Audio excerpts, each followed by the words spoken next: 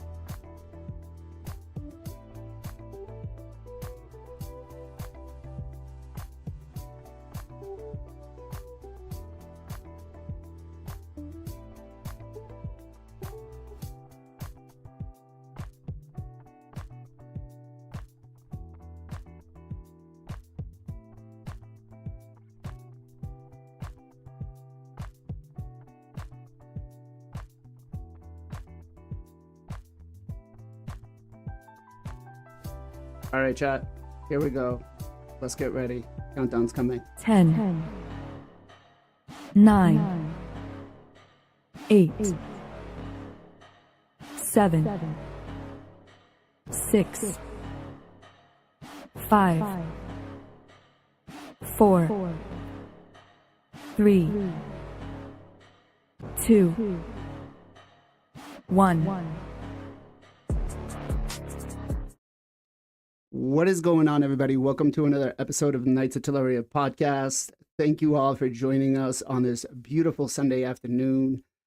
We got a lot of stuff to cover this week. First of all, we got a new little setup here with the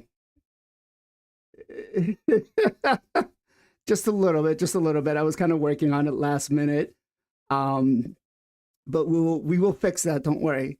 But we changed things up a little bit, trying to make it look a little more, interactive, a little more professional-wise. Let us know what you guys think, both on YouTube and Twitch in the comments.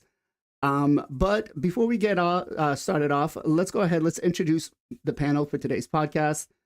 In the top red box, giving us a free-to-play perspective, content creator free-to-play perspective, is Mr. Final Campachi. Ken, what is going on, brother? How are you?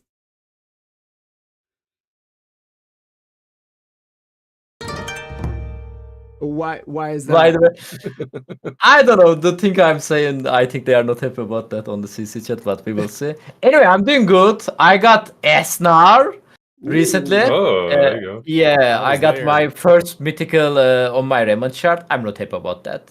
I don't want to talk about that, but recently, after I got him, I noticed there is a huge fan about the Asnar. Everybody saying he's S tier, S tier, S tier, S tier, S tier.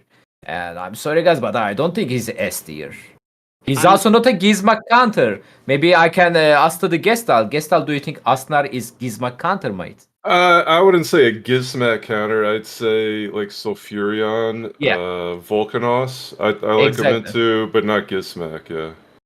Yeah, Gizmak is more than removing the Stone Skin. So I mean, all sorts of stuff. No, I don't have a Tranda. I mean, he's cool on the Hydra, but I'm getting the vibe like I don't want mythical champion for the PV content, man. Seriously. How are you Trunda-less? Like, if you had Trunda, then you'd think he was an awesome champion. I actually, you know what I got? First time ever after 5 years. I mean, he's not 5-year champion, but I got my first Shamal dude. I got my first Shamal dude. Congratulations. Thank you. Congratulations. Thank you. I'm more happy about him than Asnar. Asnar, so I've started seeing some videos and some screenshots floating around of like the damage that he provides to the teams. Seems pretty solid. I don't know. I don't have him on my account.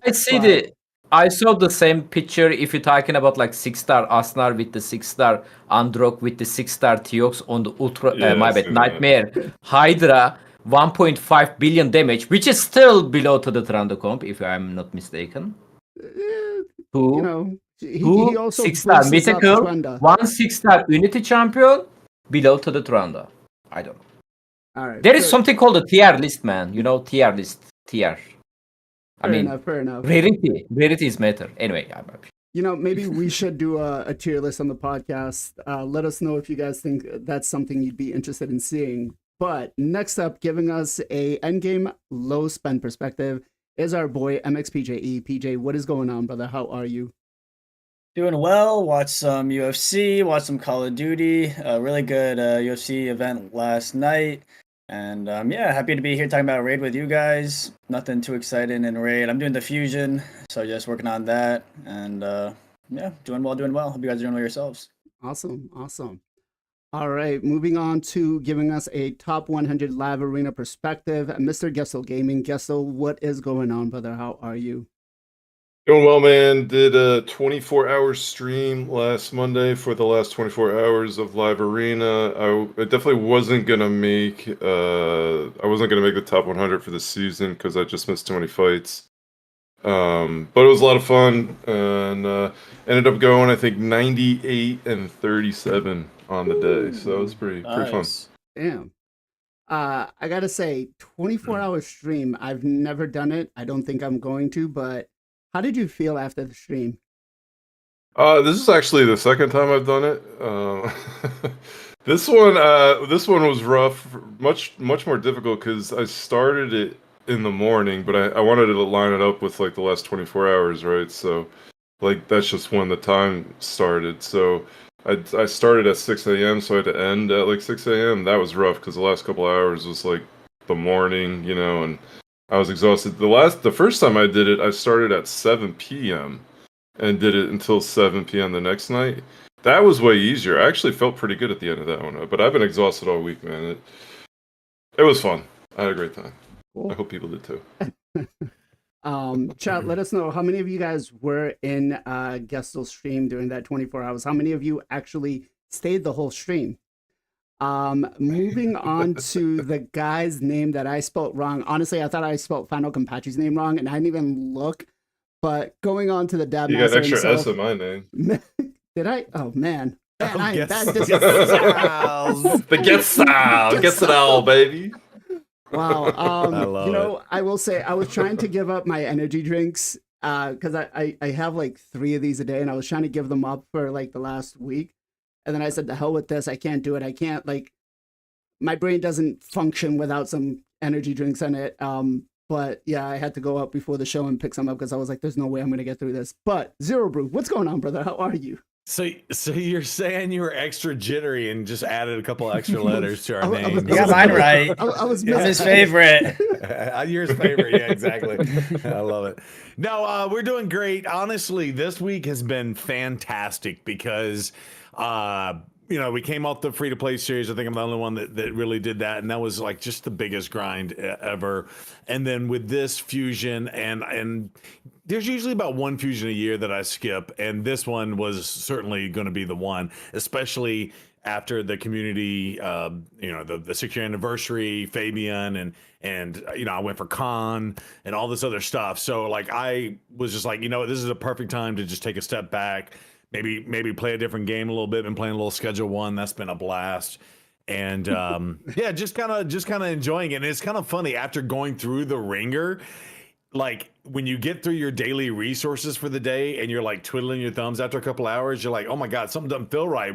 Why is Ray not forcing me to play their game more? I don't know. It's like you're an abused spouse or something. I don't know, but yeah, it's been a great week. So and got a little of the Masters up because it just reminds me of springtime and Nice. reminds me of home. So Funny, yeah. funny story about the last time I played golf. It was 21 years old. We were just going for my friend's birthday. I think we had more fun because we snuck a bottle of Johnny Walker onto the golf course, driving the golf carts over playing golf. I would not suggest driving the golf carts while intoxicated, but it was a lot of fun. It was bumper carts for adults. That said, real quick, I just want to give a shout out to T-Bone, 14 months subscribed to the Twitch side. Thank you very much, sir. And Sus, 12 months subscribed. You guys are both awesome. Thank you. All right, so earlier on, I asked you guys if you noticed anything on this screenshot. This came out of a Sam Solstice video. If you guys haven't watched it yet, I would definitely go watch it. Oh, I didn't see she did that. But did you guys, does anyone see what it is in here? Let me see. PJ, what about you? Do you see it? I mean, she put special guest with a little like emote thingy. She put her as the special guest. Yeah. I've been bugging her for the last like year. I'm like, hey, when are you gonna come on the podcast? When are you gonna come on the podcast? And We should be invite safe as well, by the way, at the same time. yeah. Yeah, and she promoted a little bit of Ken's favorite number there. But she's like, I'm getting to that point. We'll see. She's like, this is about as close as I could get onto the podcast. So well, yes, it is a tuxedo shirt. I almost wore it today, actually. It's sitting right over here. But yeah, it was funny because she did she grabbed my creepy heart hand and put a hand over it. And then when I did the dab, she did like a laser, like sword strike or something. It was pretty cool. I was loving it. Yeah, very talented. I was talking to her and I said, hey, I want you to edit out my videos because your like level of editing is so far up there. She does a phenomenal job. So keep it up, Sam. You're doing great. We love the videos. Awesome content. Definitely. All right. Let's talk a little bit about the reward calendar that we're going to have here and the champion that we're going to be getting. Man, looking D's at nuts. of course he starts off. Has it been 2 minutes yet? Yeah, so well, I mean, every time they show him, he's got 3 there, but every time they show him in a video, it's 2 clapping together. Even his skill in the game is Hey, 2 yo. clapping together. Like, come on. I understand too late, by the way. Really, Ken? Yeah. All right, so let's talk a little bit about the reward so far. We got some 5-star gear that we've been getting, some energy. I mean, they made this sound that it was going to be some crazy rewards. So far, almost week 1. What are we thinking here? I know the legendary champion himself is supposed to be the big reward for this event, but even him, we'll get into a minute. He's kind of crap, I feel like. So where do we stand with the rewards in the calendar so far, PJ? I was gonna do a video on this. I don't want to be too mean too early, but yeah. Well, So no. far, Let's be mean too early because they still have a couple of days to, week 2 to come up, or week 3 or week 4 to come up with the rewards. So let's be honest. right. Well, I mean, that's the thing. I don't want to like judge the rewards too early. So, but as of right now, I mean, yeah, they're not very good. I think it's funny because when you click on the rewards, they have different things. So, like the 300,000 silver says, "Be sure to spend this silver wisely." Like, do they know what 300,000 silver does in this game?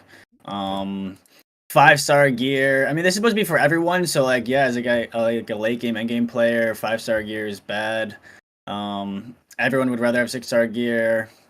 But yeah, so far the rewards I would say are pretty lackluster. 300,000 silver gives you a Broadma fusion, or at least pays the silver for that, right? That's pretty wisely spent. That is About the best bang out of your bucket.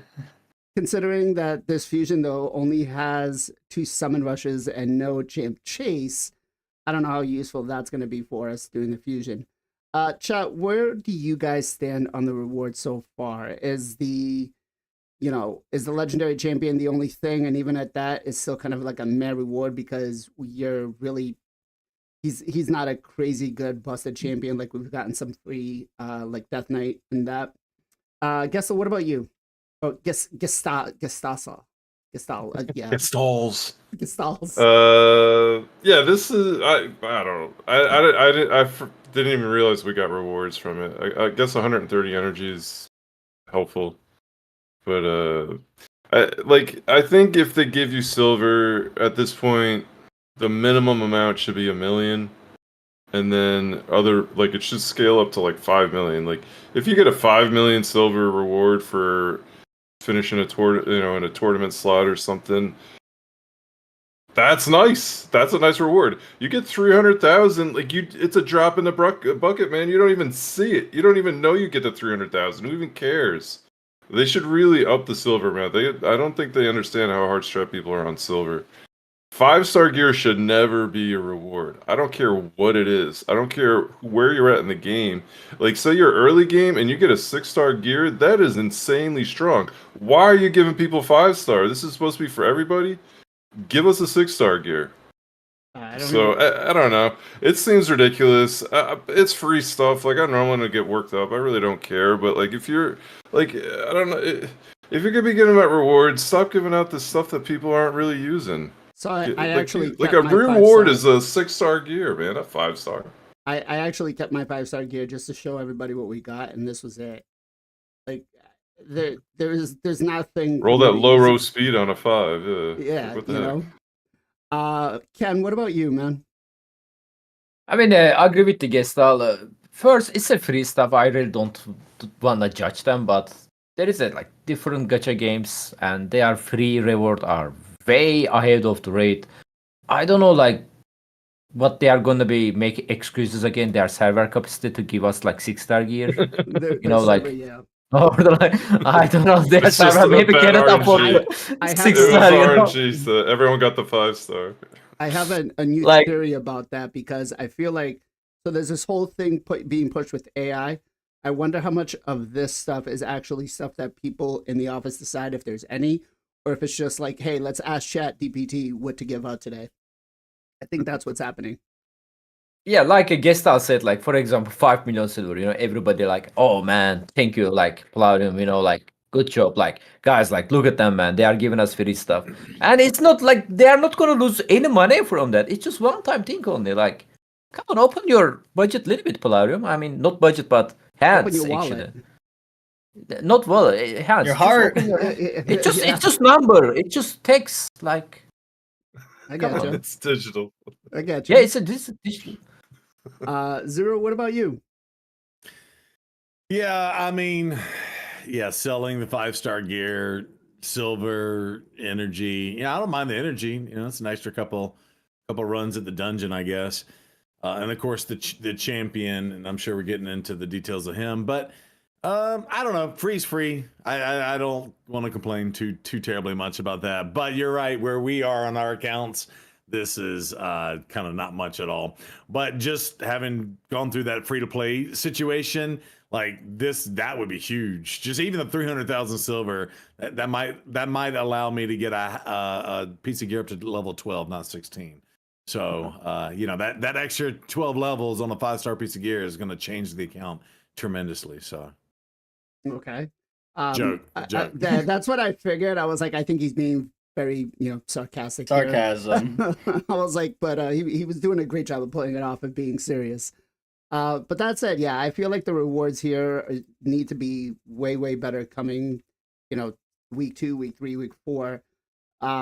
Because this, I mean, I feel like the login that we just get for the daily logins are way better, right? We get the Void Shard, we get 400 energy, 100 gems.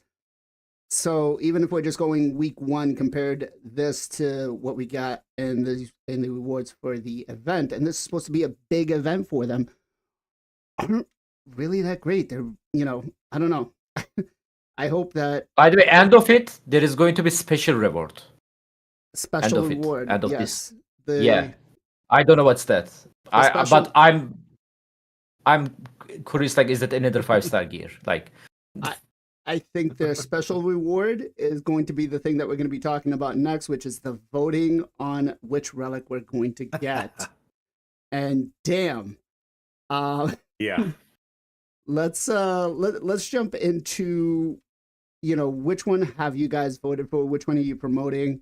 Obviously, I'm going for the Wand of Submission.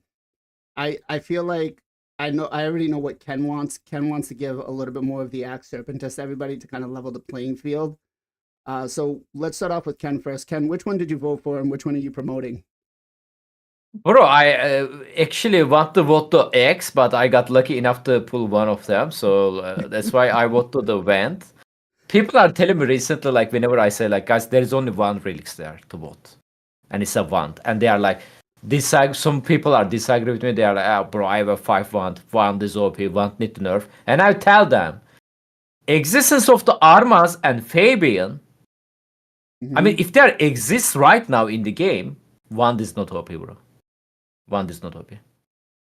You delete them first, then we can talk about the nerf in the Wand, okay? That's all. You delete them first, then we can talk about. Fabian has jumped to like my number 1 favorite champ. He's like my number 1 pick right now. I love him. If he gets going, and you're just destroyed. You're just destroyed. Are we gonna talk about the 15x, by the way? Armas, Fabian, Odin. I mean, I see you, Palladium. I see you. I see you. PJ, I know you were a fan of the what was it? The temporal stagnator. Is that changed at all, or are you still going with? Are you going to vote for the Wand of Submission? I haven't voted yet. I'm kind of waiting to see. I still want the Stagnator, but it kind of looks like the one's gonna win. So now I'm like kind of worried about the Gore Crescent winning versus the Wand, and I'd much rather have the Wand. So I'm kind of like, should I just vote for the Wand and just like kind of guarantee that instead of voting for the Stagnator? Because the Stagnator's, I'm shocked at the results, honestly. I'm shocked that the Stagnator only is 6% and the Axe is 5%. Like, the fact that they are the same is like insane to me. The fact that I think a lot of somebody people voted are, for the Axe is surprising. Like, yeah. I don't feel like that person People love knows. Hydra, bro. You can love Hydra, but where it deals a single target attack 5% more damage on exposed and X, like, what? Yeah, so no, I was really surprised at the results, or at least what they are right now. But yeah, I don't know. I think a lot of people are undervaluing how hard it is going to get the stagnator, and either maybe I'm overvaluing how good it is, or people are undervaluing how good it is. But I definitely think it's going to be really hard to get, and I've already seen and heard tons of people saying they already have like a bunch of wands already. And it's like, it's going to happen. Like, people are going to get wands because it's in the standard group. You're going to lose the 50-50, and you're going to get the wand. And this is going to be a lot harder to get. Can only get it from CVC and the clan shop. You can't get it from the clan shop. You have to win PR CVC. You have to like 3-0 or 4-0 to get the gold relics. So it's going to be really, really hard unless you get good RNG. And I still think this should be the one to get, but it looks like one's going to win. Chat, which one are you guys voting for? Are you voting for the temporal stagnator? Are you voting for the axe? Are you voting for the wand of submission? Or are you voting for the gore crescent? Again, myself, I feel hands down that the wand of submission is going to be it. I would really love to see if anybody who did vote for the axe serpentis, why did they vote for it? Maybe just because it looks cool? It's not like we visually see anything in the game.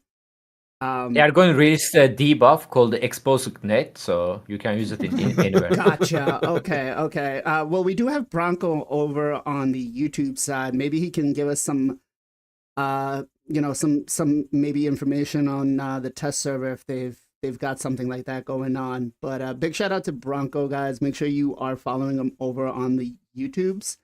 And thank you for joining us, brother. I am Roblox. Thank you very much for the sub, brother. Appreciate you. Gesto, what about you? What have you voted on for, and which one are you supporting? Well, in strict solidarity with my brethren here, I went with the whatever the blue one. I don't even know what it's called, but that's that one. Yes. Yeah, I went with that to be. That's what you guys were saying. Let's go. All right. I'm gonna stick with my boys here. That's what I'm doing. I didn't realize that was the reason. I liked what PJ just said. I'm gonna say I would like to sound smart and say that's why I did it. I just did it to stick with you guys, knowing full well that we're getting the WOSub as we call it in my channel.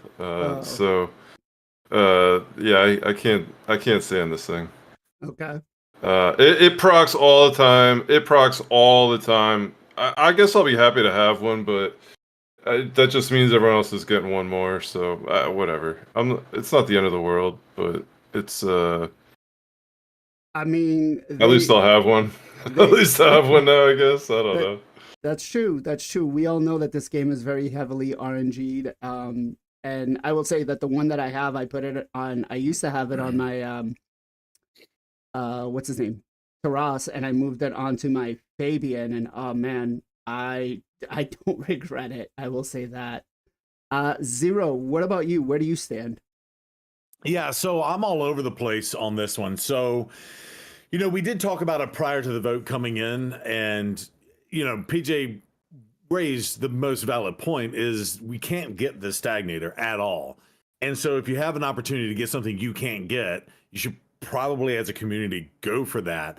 I did. So basically, and I think I was one of the first ones to kind of pre-record a video and get it out there prior to the votes. So I had one drop like Sunday before the votes opened up. And the funniest thing about it was it didn't actually start picking up steam until after the vote started. And it was my most controversial video. So again, being newer to the YouTube side of the house, going full time, now 3 months, it's very interesting to see how people who have possibly a negative take on it can drive the comments and make comments, and then of course it drives viewerships and stuff like that. So that was all extremely interesting for me to see, and I think that was my whole argument. Is like, hey, first of all, everybody's going to get the wand, and it's going to force a more RNG based thing. And I personally like when I'm playing a game, if you strategize. So in this game, strategizing is building out champions, developing good synergies and comps, putting good gear on champions, right? And then using those champions to your benefit. And it seems like they're just going more and more RNG, right? With everything they're putting into the game. You're like, you know what, Armand's is so broken. As an example, everybody has an Armand's, and that was the other argument I was trying to say is, hey, everybody gets the wand. It's just like everybody getting an Armand's, and you're just gonna have to deal with it in every single fight and dealing with that RNG. And going back to like Risk, right? Have you ever played the game Risk, the board game, and you No. have a 20 unit army going up against a 10 unit army, and they roll the dice and they roll all sixes and you roll all ones and you get smoked and you're like, I had a 2-to-1 ratio or a 3-to-1 ratio. I should have won this fight, but some shitty RNG rolls. So I mean, it's basically the same thing with this. Doesn't matter how good your teams are. You know, in the biggest one is Marius, because Marius is so good and so powerful, right? But when you pop that A3 and it goes to stun the fastest person on their team, if they have a wand, it stuns your Marius and fights over. You know, basically. So I don't know. I'm all over the board with this. I will say it was very interesting to kind of go through this process and see like the controversial takes on this. And I do think, and this is just, don't hold this against me if you're listening to me on YouTube's and Twitch right now. I think people are just, it's all about me.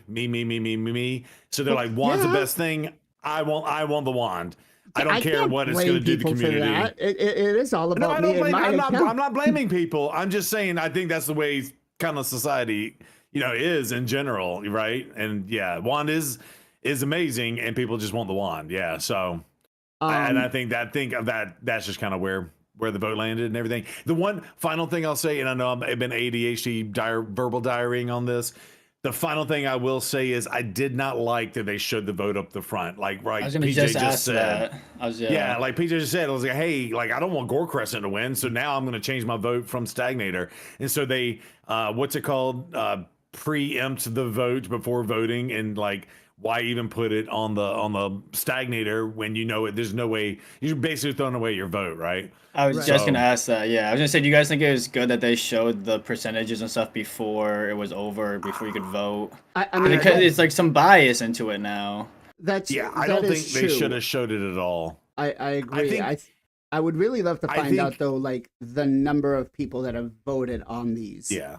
Also, the numbers haven't moved in like days. I feel like. Have you guys noticed that? Well, again, now if we're most people voted, the most of the majority of the people have already voted, so you know, every one vote doesn't really count, which again makes me kind of question how many people have voted. This is what I would really love to see, because you know, are we talking? They claim that they have what, a 3 million active player base. Out of the 3 million players, how many actually voted for this?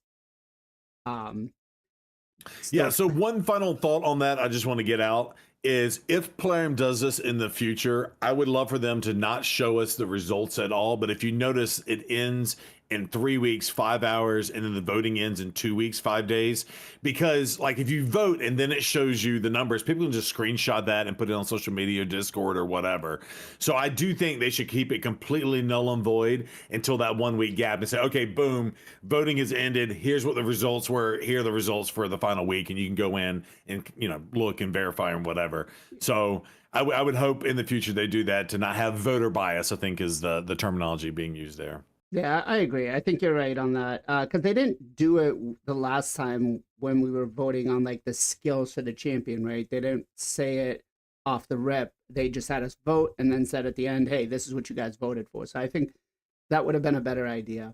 Of course, again, I went into it knowing well in doubt that all 13 of my accounts, yes, 13, all voted for this guy right here. So I didn't change. I didn't say, no, I'm going to, you know. So that's so you're saying you're the problem. Oh, I'm definitely a problem. We know this. We know this. That's also, I have another question. Go ahead. What would your thoughts be? Excuse me. What would your thoughts be if you just whichever one you picked, you got? Like right off the rip? Not right off the rip, but like if someone wanted the Gore Crescent, they picked the Gore Crescent. They get the Gore Crescent at the end of the 3 weeks. If you want the wand, you pick the one. You got the wand. If you like. You know, that's not actually a bad idea. The voice of reason, PJ here, brought up a very good point, guys. Would you guys suggest that instead of saying, hey, the number one picks, here are your 4 picks, pick which one you want, and that's what you get? I actually like that, PJ. That's a really good idea, man. Ken, what do you think? Yeah, pretty good idea. Zero? I like it. I think it's a great idea, but then I think it would change my vote because I would vote for the wand because everybody's going to get a wand. but it does solve the problem that we're talking about. Yeah, here's 4 options, pick the one you want, and you get it at the end of the week or whatever. Yeah, that's cool. Yesel, what do you think? Yeah, I like that one. Let's do that. I guess PJ, it make it loses happen, like brother. the community part. I guess like the whole point is like it's supposed to be community, so like the majority of the community wins. But I don't know. If everyone gets to pick one, then everyone wins. Like Right. I like that. I don't know. I like that, honestly. You know, I would feel bad for the people that picked the axe, because I just don't understand. But I feel like that would actually be a really solid idea. So Plarium, if you're watching, next time you do something like this, take PJ's idea. It's actually really good. That said, Yeah, and just go ahead. One Go ahead. final thing, just jump in real fast on not a that. final thing with you. When they did this, when they did this last year with Wixwell, I enjoyed that way better than this, where they let us pick the skills of an actual champion they put into the game. I felt like that was more of a community-based thing. I feel like they showed us the votes on those too, and it was like, okay, everybody's going for this, everybody's going for that. But I like that a whole lot more than this type of community thing, where it's an actual item in game that you get. I like Fox Murder here. Plarium understanding is not required, only obedience. Damn. I want to discuss one quick thing here, and that's going to be on the relics, and it's the leveling of the relics, right? Because we're all going to be getting one of these relics, but the difficulty of trying to level a relic up to higher than maybe a 4-star at this point is kind of crazy. I myself have not been able to do anything more than a 4-star. As you can see here, Juana's submission actually is on our mods because I was doing some live arena with him, trying to have some fun. But how high do you guys have your highest relic at this point, PJ? 12. I can make something 15. I have the food. I'm just kind of waiting to decide what I want to do or which like relic I want to get. But right now, 12 is the highest. Okay. Gestel?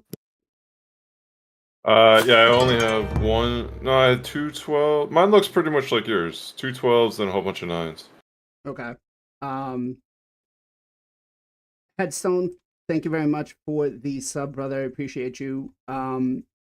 Zero, what about you? Yeah, so I have 2 12s. I think it's a cat gaze and my wand or 12s, and then the rest are 9s. But what I will say is, I think because to go up 2 more levels with, say, a level 12, like the wand, just use the wand as example. To get it to 12, you get a 40% chance. To take it up those next 2 levels, you're only adding 10% to that. So there's a big difference between relics and, say, souls. Like when you get to 5 and 6-star souls and you unlock those better stats, obviously 6-star giving you the speed, which is huge in the game, and of course like the dropping of accuracy. For example, let's take the Chalice of Rebirth, right? So I don't know the Chalice. Okay, so that does go up. Okay. Once you go ahead and you upgrade that to level 6, the speed here becomes, I believe it's up to 26, if I'm not mistaken, or something like that. Okay, so I guess what I'm trying to say is you're better off leveling up more relics to 9 and 12 because you're getting more stats than to take one single piece up those extra 2 levels. That's really what the argument I'm trying to make here. Does that make sense? Okay. Like, yeah, you get the extra 10 speed or whatever, and you get the extra 40% on that one relic, and it does look like the higher levels gives you a little bit more percentages. Right. But I don't know. I'd rather have 5 12 pieces than the one 16 or whatever 15. Okay. Chat, where do you guys have your highest relic? What level is it? Are we looking at a 12, 9? Obviously, if you've got, the cat's gaze, it starts off. You can get it up to 9. I'll be right is there back. anybody out there that has, a 12 or an 18? I really would love to see. Ken, what about you? I think I have a 3, maybe 2 plus 12. Okay. I maybe can do plus 15. I just don't worry about it because the upgrade system is the awful. Like you need to go back, you need to click the relic, you need to upgrade it, then you need to go back, pick the food, which is it doesn't show the what this relic does on the screen. So then I need to go back, close the screen entirely. I need to check this relic is the food or not. Then I have to choose it again, and I have to repeat that like 69 times, so I can make like one plus one 4-star food. Then I need to repeat this process like 4 more times to upgrade it plus 15. I like there is 15 is not maximum, right? I think it's 18. We need a 5-star for that. Yep. Dude, where is this food coming from? Like, I mean, it exists, by the way. Like, if you look to the upgrade rank, if you click the upgrade rank button, on the top side, you can see there's a 4-star basalt and a 5-star basalt. Yep. Where the heck are they? They're going to be released sometime next year in the clan shop, but we won't be able to actually acquire them until Fifth level. 2055. I think it is. Right? 'Cause You're optimistic. It's 2055 because Optimistic. it'll be up here, or somewhere, maybe a next level up. But no, it was one of the things that was brought up to me as something we should talk about, because it is very challenging, right, for people to level these relics up, especially because the resources we get, yes, okay, we're getting a lot of the 2-star, epics and the 1-star rares, but we're not able to, what are we going to do to try to level one of these up? The amount of resources that have to go into it are insane. It's more difficult to say than getting your first 6-star, and that is actually one of the more challenging things as you start raid to do, right? With that in mind, though, I want to ask you guys, how should Plarium resolve this issue, right? I had an idea where maybe we get boosted chances at getting a higher rarity if we do like a rare, like if we're using all rare materials, like kind of like a 2x type of situation. Maybe they could do something like that. Maybe they could do just guaranteed crafting if you're using epic or rares to get just strictly epic and legendary ones. But let's start off with Ken first. How would you go about suggesting fixing this issue?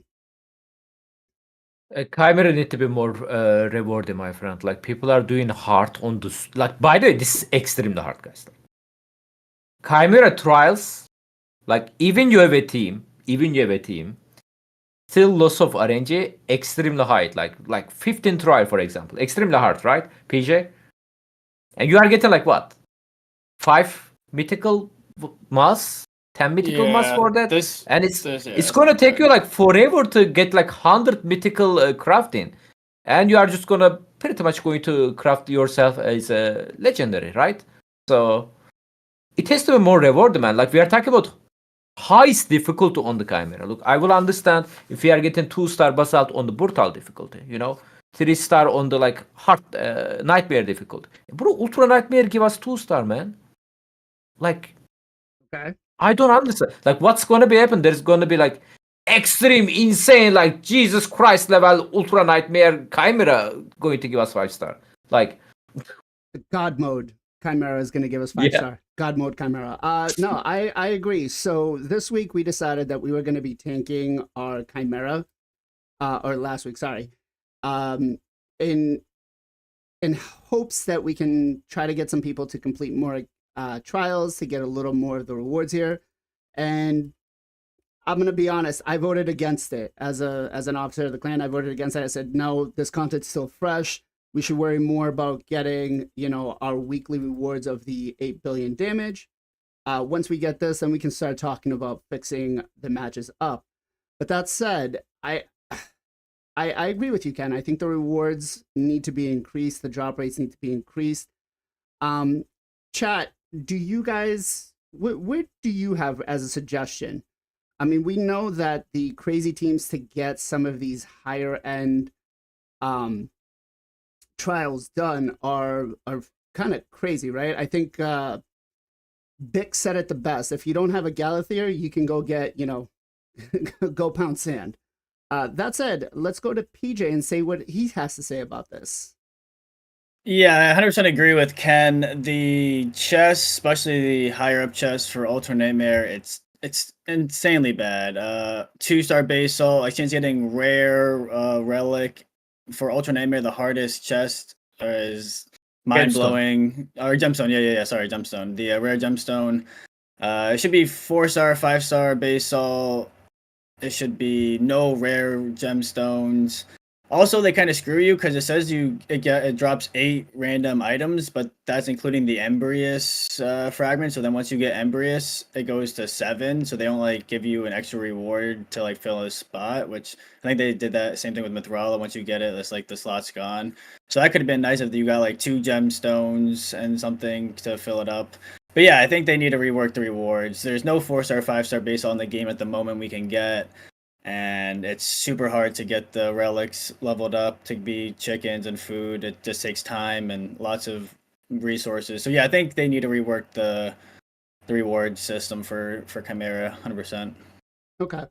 Now I know I'm reading chat over here, and some people are saying, well, we can get some of the relic stuff from the live arena seasons, but even that I don't feel is enough, right? I could definitely see them putting in the seasons as rewards for the base alts, and I think putting a couple of 4-stars, or at least I want to say maybe 1 or 2 4-stars in per season would not cost much and would not be a bad idea, right? Give us a little bit of a chance, because as we start accumulating these, which I feel has been a little easier to accumulate the lower end stuff, we're gonna, eventually we will start feeding it as food, but it's still like the process to try to get it is just so hard. Gestel, what are your thoughts? Yeah, Chimera. I mean, basically, I'm gonna. Kenpachi said it great. The rewards are kind of terrible. I focus so hard on PvP that my PvE champs are very much lacking in the 6-star blessing, 6-star souls. So like I'm seeing people do crazy stuff with like ninja. My ninja's got a 1-star. Like I can't like it that like those blessings makes an insane difference in Chimera. Like I'll put a Crizzy out there with that 6-star crushing Ren, and she'll do great, but then you're missing out on so many stupid trials because she's enemy max HP. So like they've made this like so overly difficult, and you can't like even like I'm doing we just opened Ultra Nightmare finally this last week. So I'm excited to see what kind of rewards I'm gonna get there, but yeah, I'll see if I can even do it first, I guess. So, like my team's not that strong. But the like my Nekmo doesn't even have a freaking blessing, because like I wasn't thinking of ever spending a blessing on him. But if I had like a 4 or 5-star on him right now, it makes such a difference. So whatever, it's really difficult. The rewards, like I feel like the rewards, the way they made it is like they want this to take you years to get a relic. Like where the heck is the fun in that? And not only like, so if this is supposed to somewhat like mirror champions and how you upgrade them and stuff, like unless you're super early game, you can immediately get a champion, upgrade it right away, and have them basically fully loaded. Like I don't know, like who's got a 15 right now? Like only the Ultra Whales. Like I don't know. I don't understand the system. It's kind of crazy. Have it either, to be honest. Yeah, that's what I mean. It's just such a crazy. Yeah, exactly. That's even worse. Like what the heck? There are some. How do the whales not have? There are 15s. Okay, I'm sure there are. I'm sure there are. But just like it's just yeah, I don't know. It's overly.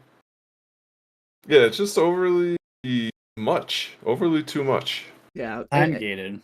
Yeah, and I guess it being time gated could be a good thing or a bad thing.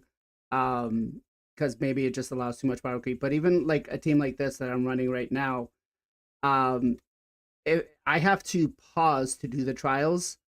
They're not, it doesn't get automatically done. And even that is very challenging within itself. I think Bick said it the best, because I had him while we were doing, this whole let's do more trials. I was like, well, maybe there's something I'm just not seeing here. So I had Bit get on the account and take a look, and he's sitting there for like 2 hours, just bashing his head against the wall, trying to figure out. And he's like, "Yeah, we're just fishing for these trials." So it's very frustrating that they locked it behind that. Zero, what do you have to say, man?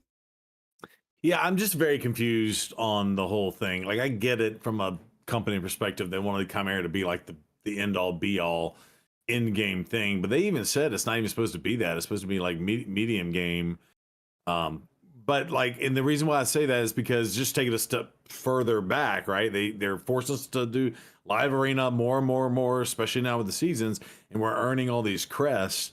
And I'm sitting on 50,000 crests, hoping and praying that they'll give us the Chimera one. So I don't know why you implement something new and don't give us the crest, and go even further on what they've done in the past. Was they gave us Iron Twins, Sand Devil, and Shogun's ability to improve those areas of the game, and then they actually nerfed those bosses because they decided they were too tough. And I'd say the Ultra Nightmare, whatever Nightmare Chimera is too tough, and without the guild whatevers to increase your stats to fight it, just makes it even harder to earn those things. And of course, in result is lesser rewards and stuff like that too. So yeah, I don't know. I don't know why they build layers on layers of this stupid. And I get it. They want you to log in and keep playing the game, but it's like, go back to your WoW days, right? Where you log in, you have to farm these 10 wolf pelts. Well, why do you have to farm the 10 wolf pelts? Well, because the reward at the end of the 10 wolf pelts, we have to make you do 100 wolf pelts. And after you do 100, you get, this one little tiny thing. It's just, they keep moving the treasure chest further and further away from the task. So the whole mechanic I just have issues with. And by the way, to be fair, we do have faction wars, and nobody probably ever any one of us put any crests towards that. And if you give us faction wars hard, we'll probably put some crests into that. But I will say, I did the math on it because that's a tier 1 one. It's only like 20,000 crests. I'm sitting on 50,000, so I can have maxed out faction wars in a hot second. Yeah, I don't even do that. It's so wild. Yeah. Nope. I did that the moment they announced hard mode faction wars. I did this. This was the first thing I did. I'll probably do crit damage. To excuse me, to the point about, was it too early to give us area bonuses for Chimera? Honestly, I feel like I'm going to play a little bit of a devil's advocate here, because if they had given us the Chimera bonuses here, we know that they don't test the game, and so they're waiting for us to find the issues. Imagine if we had this right off the rip and we filled it, how much more damage we'd be doing, and how much more people would be complaining about certain teams not being fair. Now, that said, I don't think that it's something that they should hold off for a very long time. Maybe they could do it in stages where they give us, that we can only upgrade it to like level 5, right? So we only get half the rewards now. Try it out, see how that works, and then give us the other 5 so we can get it up to a level 10. Maybe chat will disagree with me, or most likely will disagree with me. But you guys can let us know what you think there. As for, can I ask, is there any crazy teams right now out there doing like billions of damage? I mean, maybe there are for some in-game people, but I think Gestel said it earlier. The way they designed it is really, really tough to do the trials and do the damage to get the chest, right? So I have not been keeping up on it. Where do we go? I need to see the team of the week or something like that. But I have seen some like 1 billion teams, but that's with the multiplier, right? No, sorry. I think PJ, you've gotten a team where you did the whole 8 billion in one key. Was it something like that, or was it 4 billion? On Chimera? Yeah, on Chimera. I think you did one with Galathier, I think it was, where you did like. I did 400. I've done 400 million on Ultra Nightmare. Okay. I'm gonna see here while we're discussing, if I can find something in Sam Solstice and see which one it is. But that said, I feel like going back to the whole leveling thing, we need something to make it,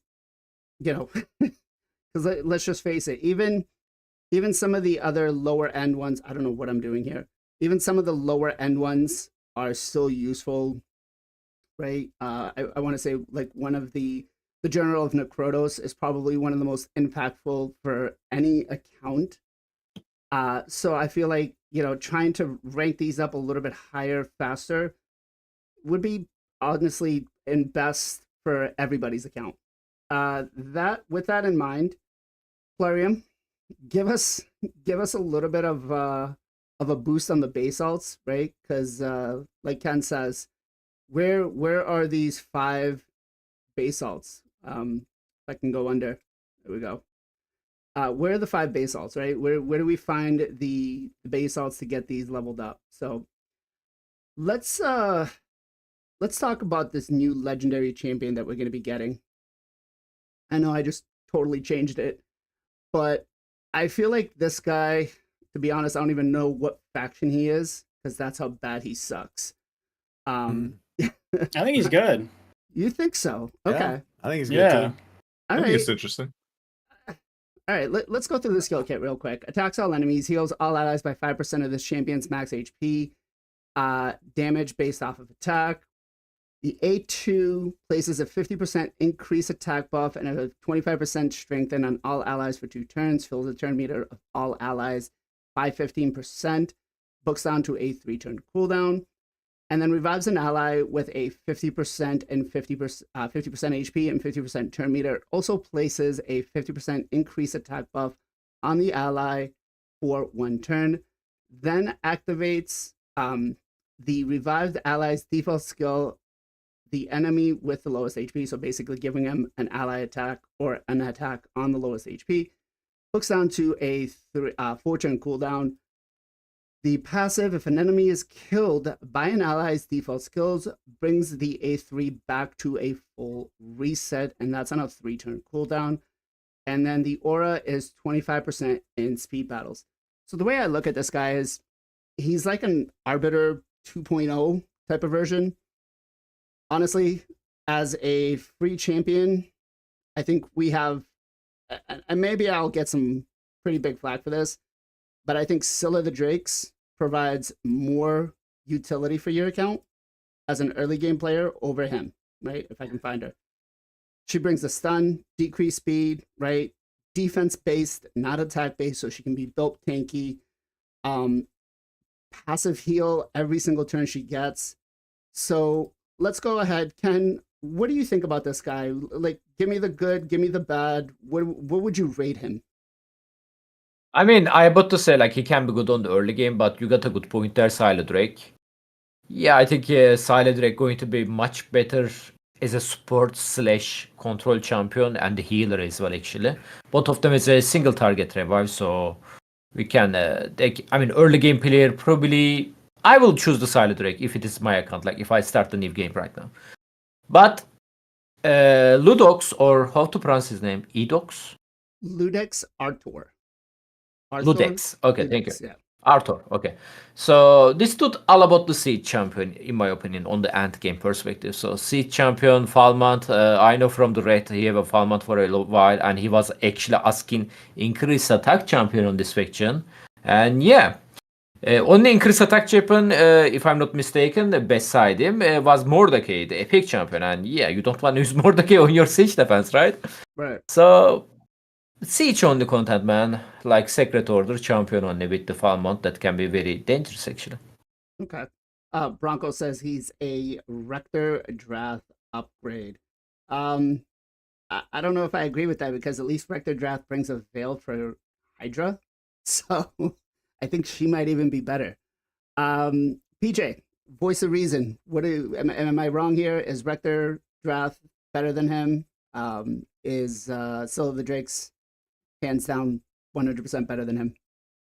Yeah, I don't know. Maybe I don't think he's that bad. The faction that he's in is there's not many revivers. I mean, there's mod, but that's gonna take a long time to get. So for faction wars, hard faction wars, it's gonna be nice. There's Cardinal, but she's a void.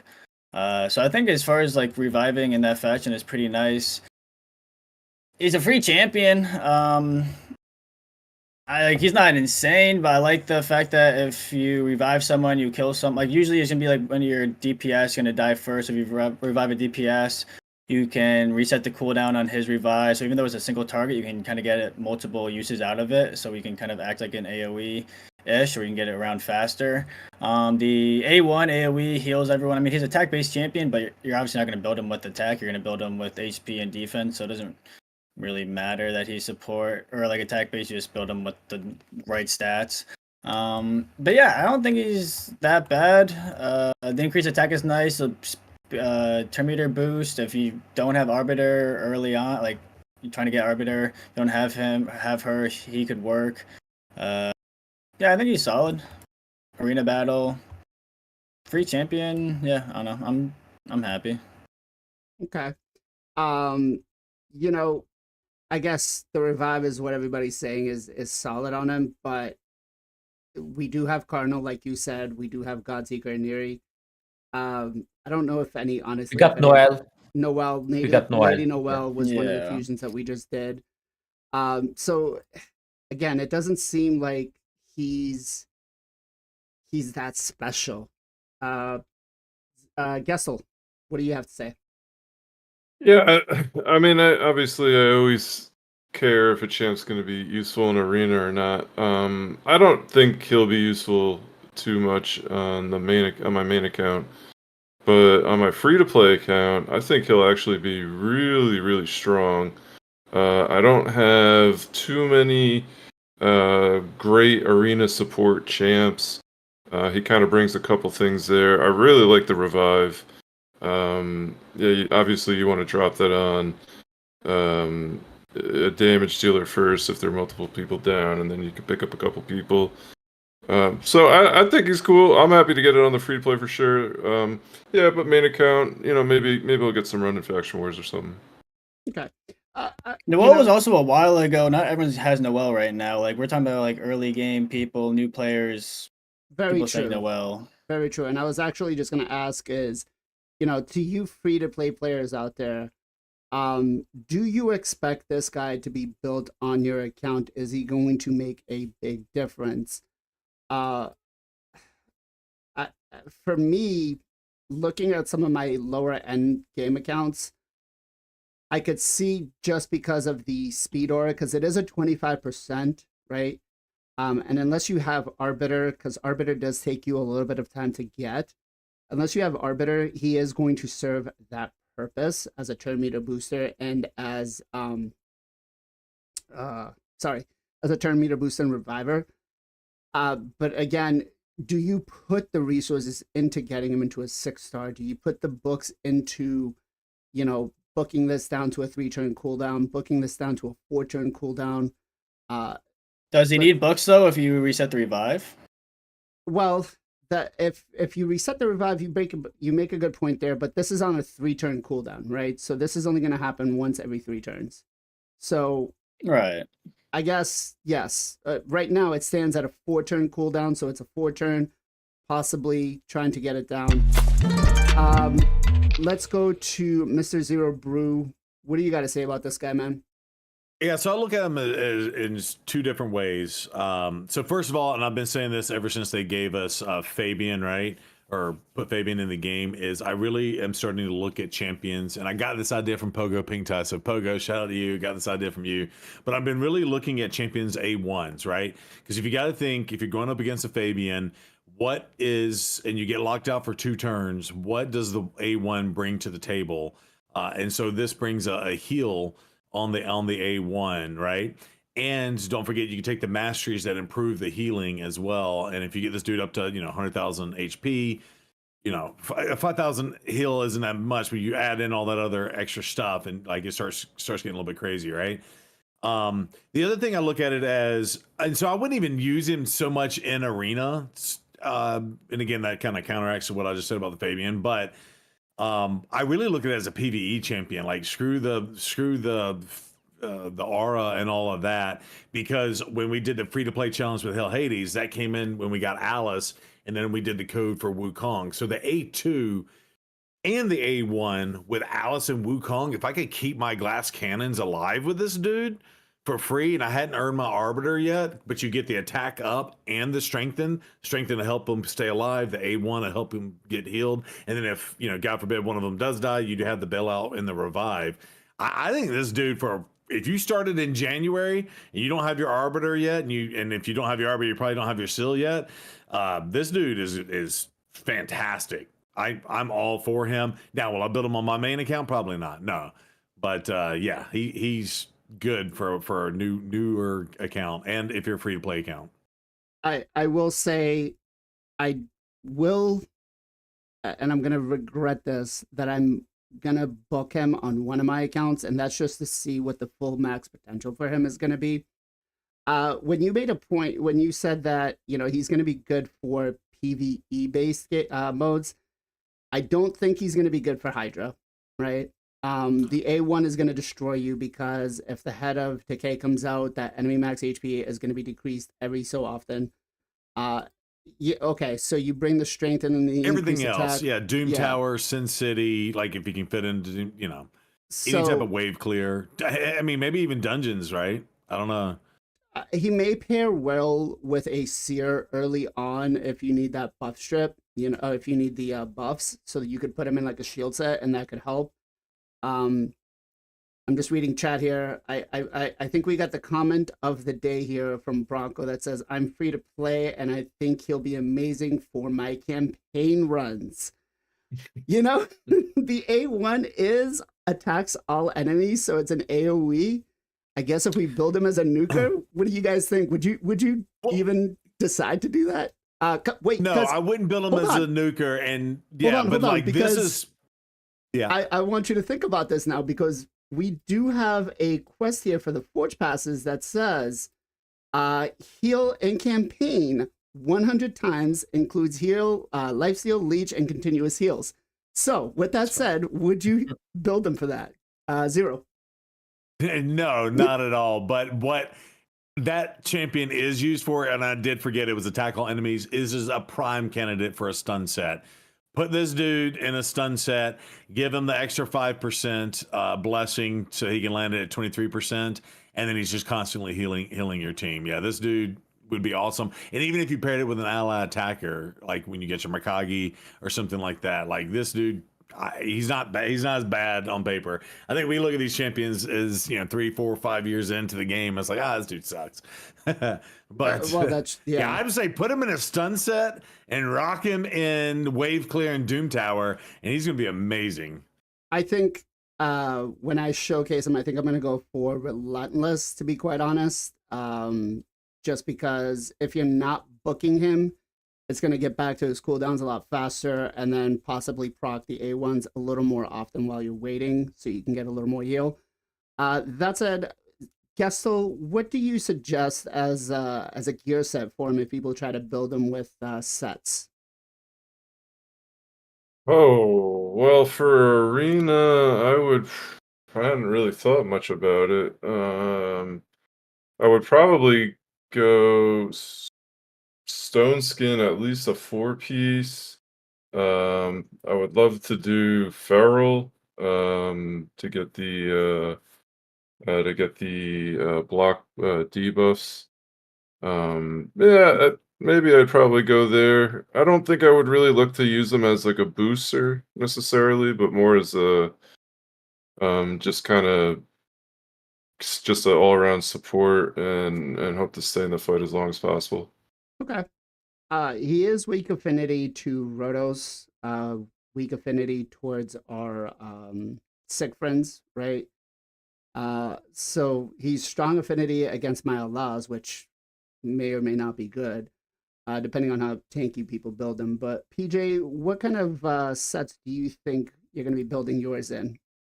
Yeah, well, first, the campaign thing, I don't think I'd do that. I was going to actually complain that his A1 was damaged and not, like, more heals. Like, that feels like a waste of books. Unless this dude does damage somehow, like, I feel like that is complete scammage, and that should be, like, increased healing or something. Why are we having 4 books in the A1 with a 980 damage? attack base, I don't think he's going to smack that hard. Although the multipliers may be good, we don't know yet. So, most likely, like, this just feels like a complete waste. So that was one thing that I was not happy with about him. But as far as sets, I was thinking boosting. I mean, make them fast. If you need you need multiple boosters now. If you're going first, you can't just go into live arena with one booster. You need like 2 boosters. So this could be that. You could throw them in like a fat bolster set. Bolster, I feel like is coming back now. I feel like I don't really see Narcisse as much anymore. Definitely could do the stone skin. The sets other people mentioned as well. But yeah, I think you could be your booster or one of the boosters, or you could do more go second. It really depends on what kind of team you're running. If you're going go first or go second, kind of changes how you're going to build him. But bolster or stone skin or speed, I think he has a few different options. Okay. You know, I feel like maybe if the turn meter was a little bit higher for the boosting, like 25%. I mean, we have what Haikatune that does 15%. So I mean, Sifis is like 15%. yeah, but Sifi's also busted with the A1. Let's be a little realistic here. Irresistible sleep. Like if he had an irresistible. Okay, but we're talking about turn stun- meter boosting. Yeah, but she We're not also talking brings about she also brings increased speed, right? Which also helps increased out attack, well, she strengthen. but He brings I other feel, stuff too. yeah, but I feel like with the turn meter booster, because trying to get everybody on the right type of turn order and synchronized for to be able to get your whatever and your turn meter. Well, you need 2 boosters. Right. Well, yes. Well, if you have Arbiter, it gives you a little bit more of a leeway because hers is a 30% as opposed to his that's only 15, right? So your speeds that you need on like your nukers, if you were just to go Arbiter into whatever nuker, is a lot less with the 30% as opposed to this guy's 15%, right? Like maybe if you did bring the increased speed up with it along, could be a little bit better. Yeah, free champion. Yeah. I mean, all I gotta say is Death Knight. Death Knight was. They can't all be Death Knights. Death Knight goes down as possibly the most broken and best free legendary that they gave us. Although Ken might actually say that the elf that we got a couple of years ago, Mr. Where is he? We got him somewhere here, right? Mr. Alexander. I know Ken is a big fan of him. Ken, what do you got to say About Alexander? about everything? I mean, if you're talking about like a daily login champion, like how can I build him? I'm not gonna build him. So that's my answer. Okay. Early game, just people cannot use the set item on the early game. Like if you guys early game, you just start the game, just go for the high HP and the high speed. This is the best way to build your support character. About the Alexander, his biggest problem is legendary champion. Like he can be great epic champion. Nobody going to worry about to book this champion to get like 100% defense done. Just use War Maiden, like. Fair point. Yeah, Just use War Maiden. But overall, I guess a free champion's a free champion. We'll use him as the 30k CVC points, so that'll be useful. Or you'll use him for your champ chase or whatever it might be, or your champ chase, whatever it might be. And hopefully, he'll boost some early game accounts. He'll give him a little bit of a easier time in arena trying to get that reviver. But most people, I'm gonna go ahead and say it. He'll get 6-starred because we need the champ training. But that's about as far as I think he's gonna go. And I'm trying to read the comments here. Everybody's like, "Yeah, it's a Vault Guardian. He's not doing anything. We're not gonna build him." So who knows? Who knows what else we're gonna have with him? But that said, Plarium, going forward, I suggest giving us. I mean, you gave us a Lady Mikage as a.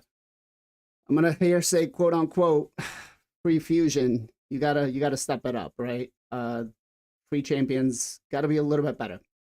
Or maybe I'm just whining too much and I should shut up. That said, I want to. Can I jump in? Sorry. Yeah, I feel like though. I mean, that's a part of it, right? The power creep in the game. They just keep giving us better and better and better and better things.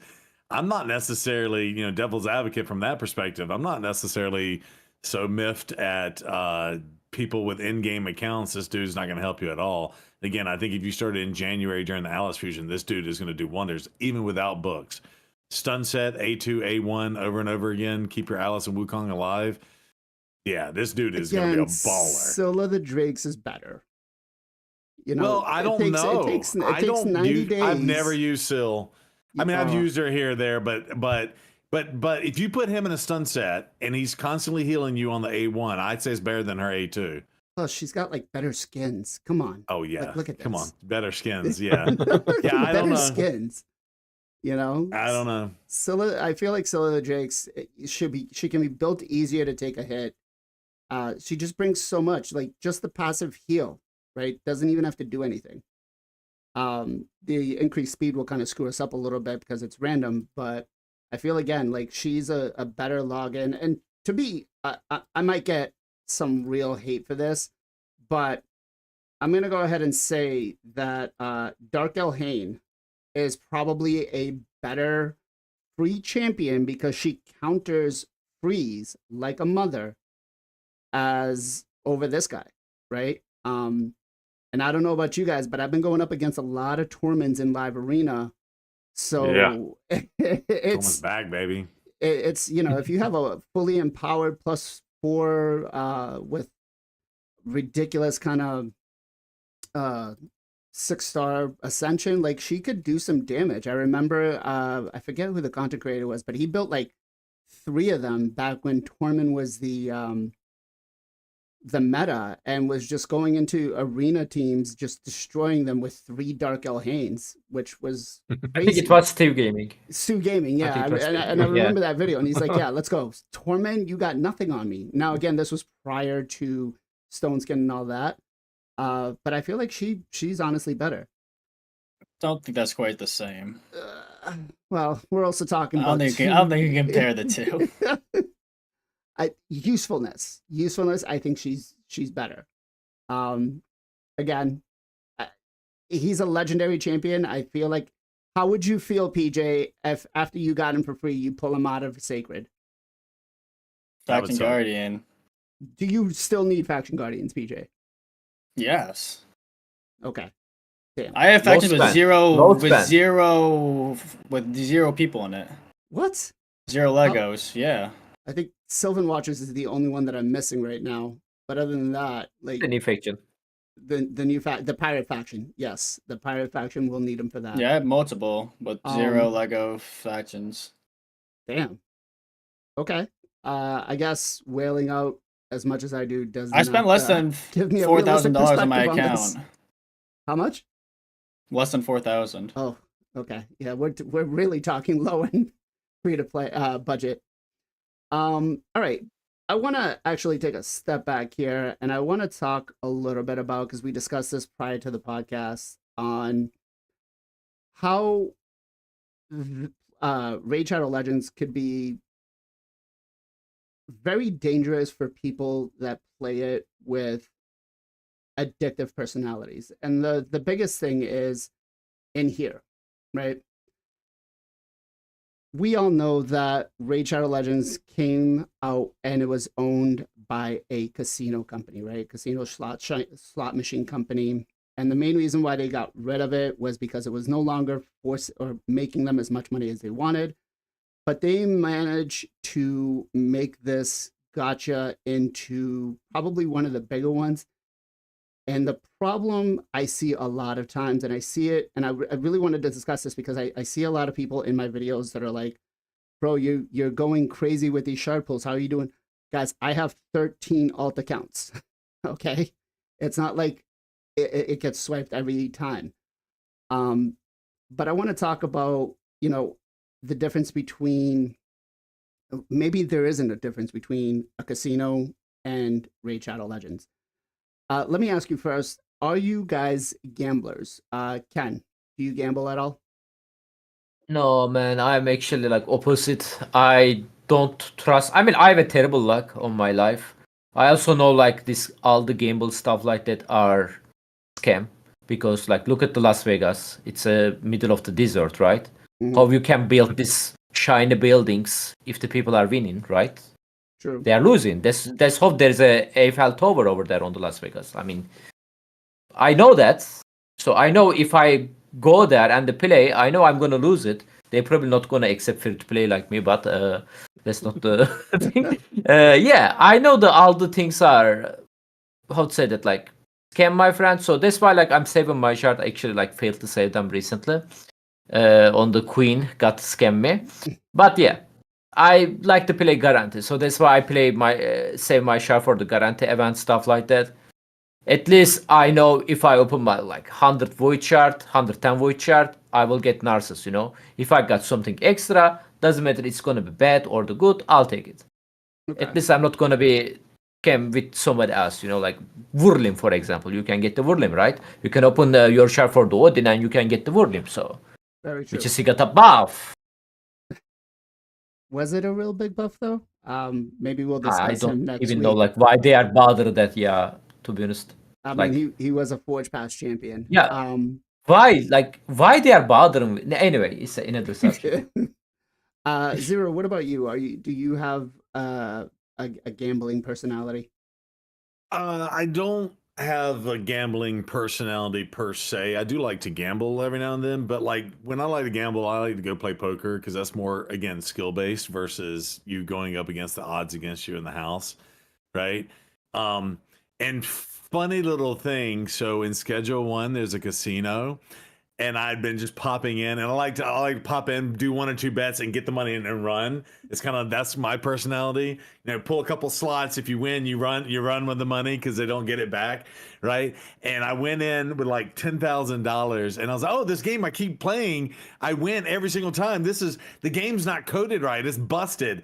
And I kid you not, I lost 10 grand in, again, virtual currency in this stupid game because I kept picking wrong. And then I was like, oh, this game is not a scam. There's a reason why the casino designed it this way, right? So, yeah, I value money too much, and I just don't do that. I do it I go into it going, hey, I'm bringing $500 to gamble with, or I'm bringing $1,000 to gamble with for the whole week or something, or weekend or something like that. And then when I hit it, if I lose it all, I lose it all. And I said, that's my entertainment. You know, I got alcohol and entertainment with that expenditure. Is kind of how I treat it. And I think that's a healthy way if you do have a gambling personality, not saying, hey, don't gamble ever, ever, ever, but say, hey, this is what I can afford to lose if I hit this and don't go swipe my card. So that's how I treat it. Right. You know, I will tell you guys, I'm not a gambler. I might buy a lottery ticket, like the $1 scratchers, like once a year or something, and then I'll scratch it, I'll lose, and I'll be like, damn, why did I buy it? Like, and we're talking about a $1 one. And when it comes to this game, it's way different, right? Gessel, what about you? Yeah, I'm not really at all. I've maybe bet on 2 football games in my life, and I've been to Vegas a couple times and had some fun, but I wouldn't say it's something that I wouldn't say it's something I'm really into, gambling as a whole. I don't this is really, I guess I've gotten into other gacha games after this, but this was kind of the first one I got into, so it was a real eye opener to see just how expensive it is. Yeah, I exactly, guess. exactly. And yeah, and it's, I don't know. So it's I don't know. It's kind of crazy, I guess. But I guess I could see where it could certainly lean on someone who has a gambling personality, that this could be destructive to him for sure.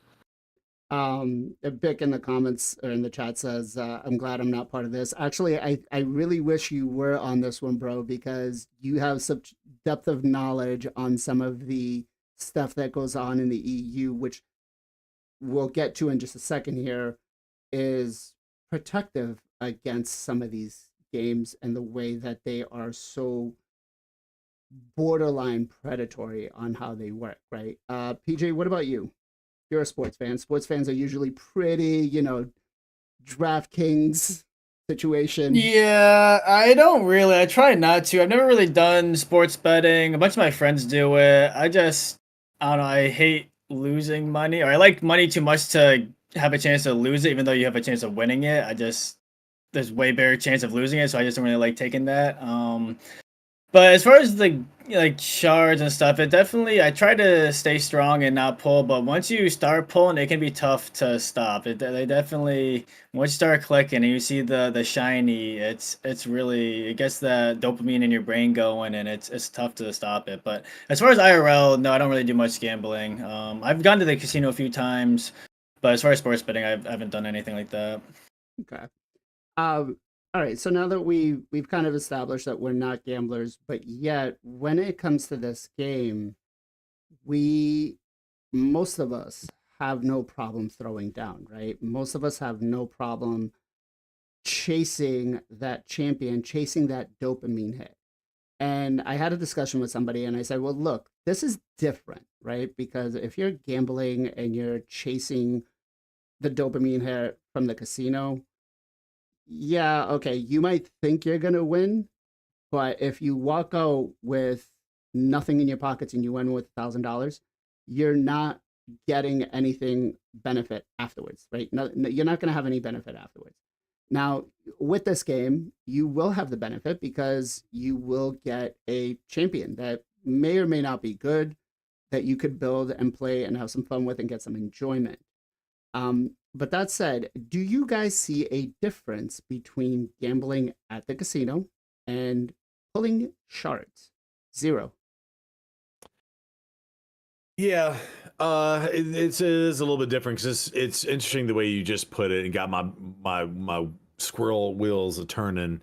Yeah, because you're right. Because at the end of the day, when you invest in your accounts, you're still at some point guaranteed to get something out of it, whether it's good or bad. And then when you do that, you have continued entertainment. So kind of like the opposite of what I just said, right? Like I go to a casino and I say, okay, I can stand to lose $500. And then that's my form of entertainment. I saved that $500 and I got my entertainment out of that. This is, hey, I'm going to spend my $500 and it's going to provide me a year's worth of entertainment after the fact, especially if I pull, that Marishka or that Taras or, that whatever. So I do think it's a little bit different from that perspective. Because you can keep playing it, right? And I've basically stopped spending this year, and a lot last year too. So I've already invested the money that I want to invest, and if something special comes out, I might throw a few bones at it. I do buy the monthly gem pack, but outside of that, I don't. And that's just to help me create content, really. Yeah, so that's my thought on it. Okay. I'm gonna read a comment here from my Iron Roblox. Since I started playing Raid Shadow Legends, I may have purchased 2 games in a couple of years. Now I remember previously to playing these gacha games, it was all about playing, World of Warcraft, which didn't really have a heavy monetization. I played Overwatch, which had started getting to that, skins type of situation. I was playing some other games that, I would actually have to go to the store and purchase, on my PlayStation and whatnot. But since started playing Raid, all I've done is divert hundreds/thousands of dollars to a bunch of games into one. So basically, whatever he was spending on those other games, and I would bear to venture that a lot of us have taken what we would spend ordinarily a couple of $100 a year on buying games from PlayStation Store or whatever it is, Steam, into this, and I bet if you go back and look at what you've spent, you're going to be very disgusted with yourself on you would never have spent that much money on a game on PlayStation or on Steam. Ken, what do you think, man? Do you see a difference between pulling the shards as a gamble and a casino? Yes, one of them scam, the other one RNG. Okay, elaborate a little bit here. I'm please. gonna leave which one is which to you guys, okay? Okay. So one is a scam, one is an RNG. Chat, which one is the scam? Which one is the RNG? What do you guys think? Gessel, what about you?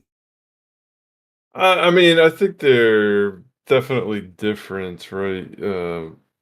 You go to a casino maybe with the hopes of winning a couple hands coming out, on top with a little extra money. But it's basically you're going in, you're basically losing or winning money, right? Like this game, you putting money in knowing you're not getting that money back. Like you clearly know you're not getting that money back. You're getting digital pixels instead.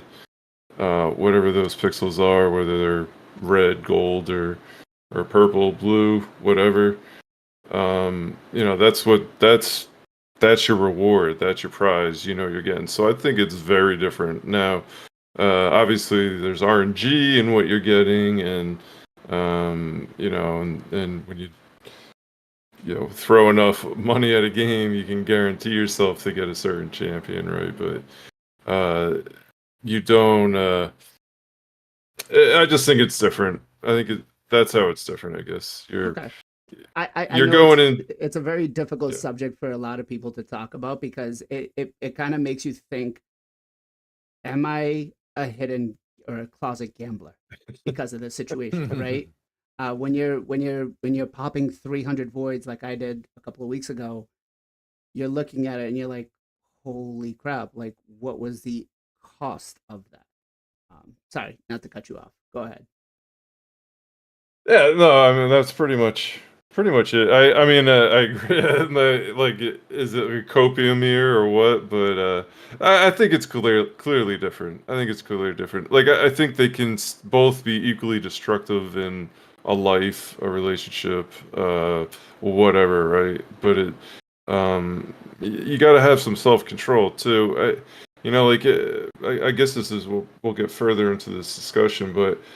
We always want to be like, oh, it's the company's fault, it's blah blah blah's fault. Like, I feel like you gotta put the onus on yourself as well, especially in a game like this. Like, you've really got to have self-control in this game. Okay. Yeah, and just to add to that, I think just in general, you just have to be a good manager of money in all aspects of life, right? Exactly. With And that, I hear for you people who and don't say have that skill, a game like this could be predatory on them.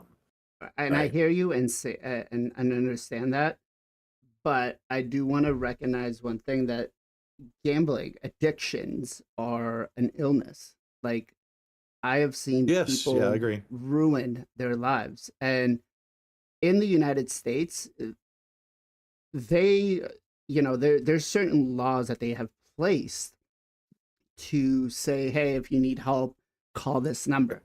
The EU has gone a step further in saying, no, you're not allowed to do this. Like, China plays a total different Raid Shadow Legends than we do. I know Zero Brew made a comment Yeah. prior to us being off stream saying those special pop-up offers that come up that are a limited time, they're not going to be allowed anymore into the game in the EU, right?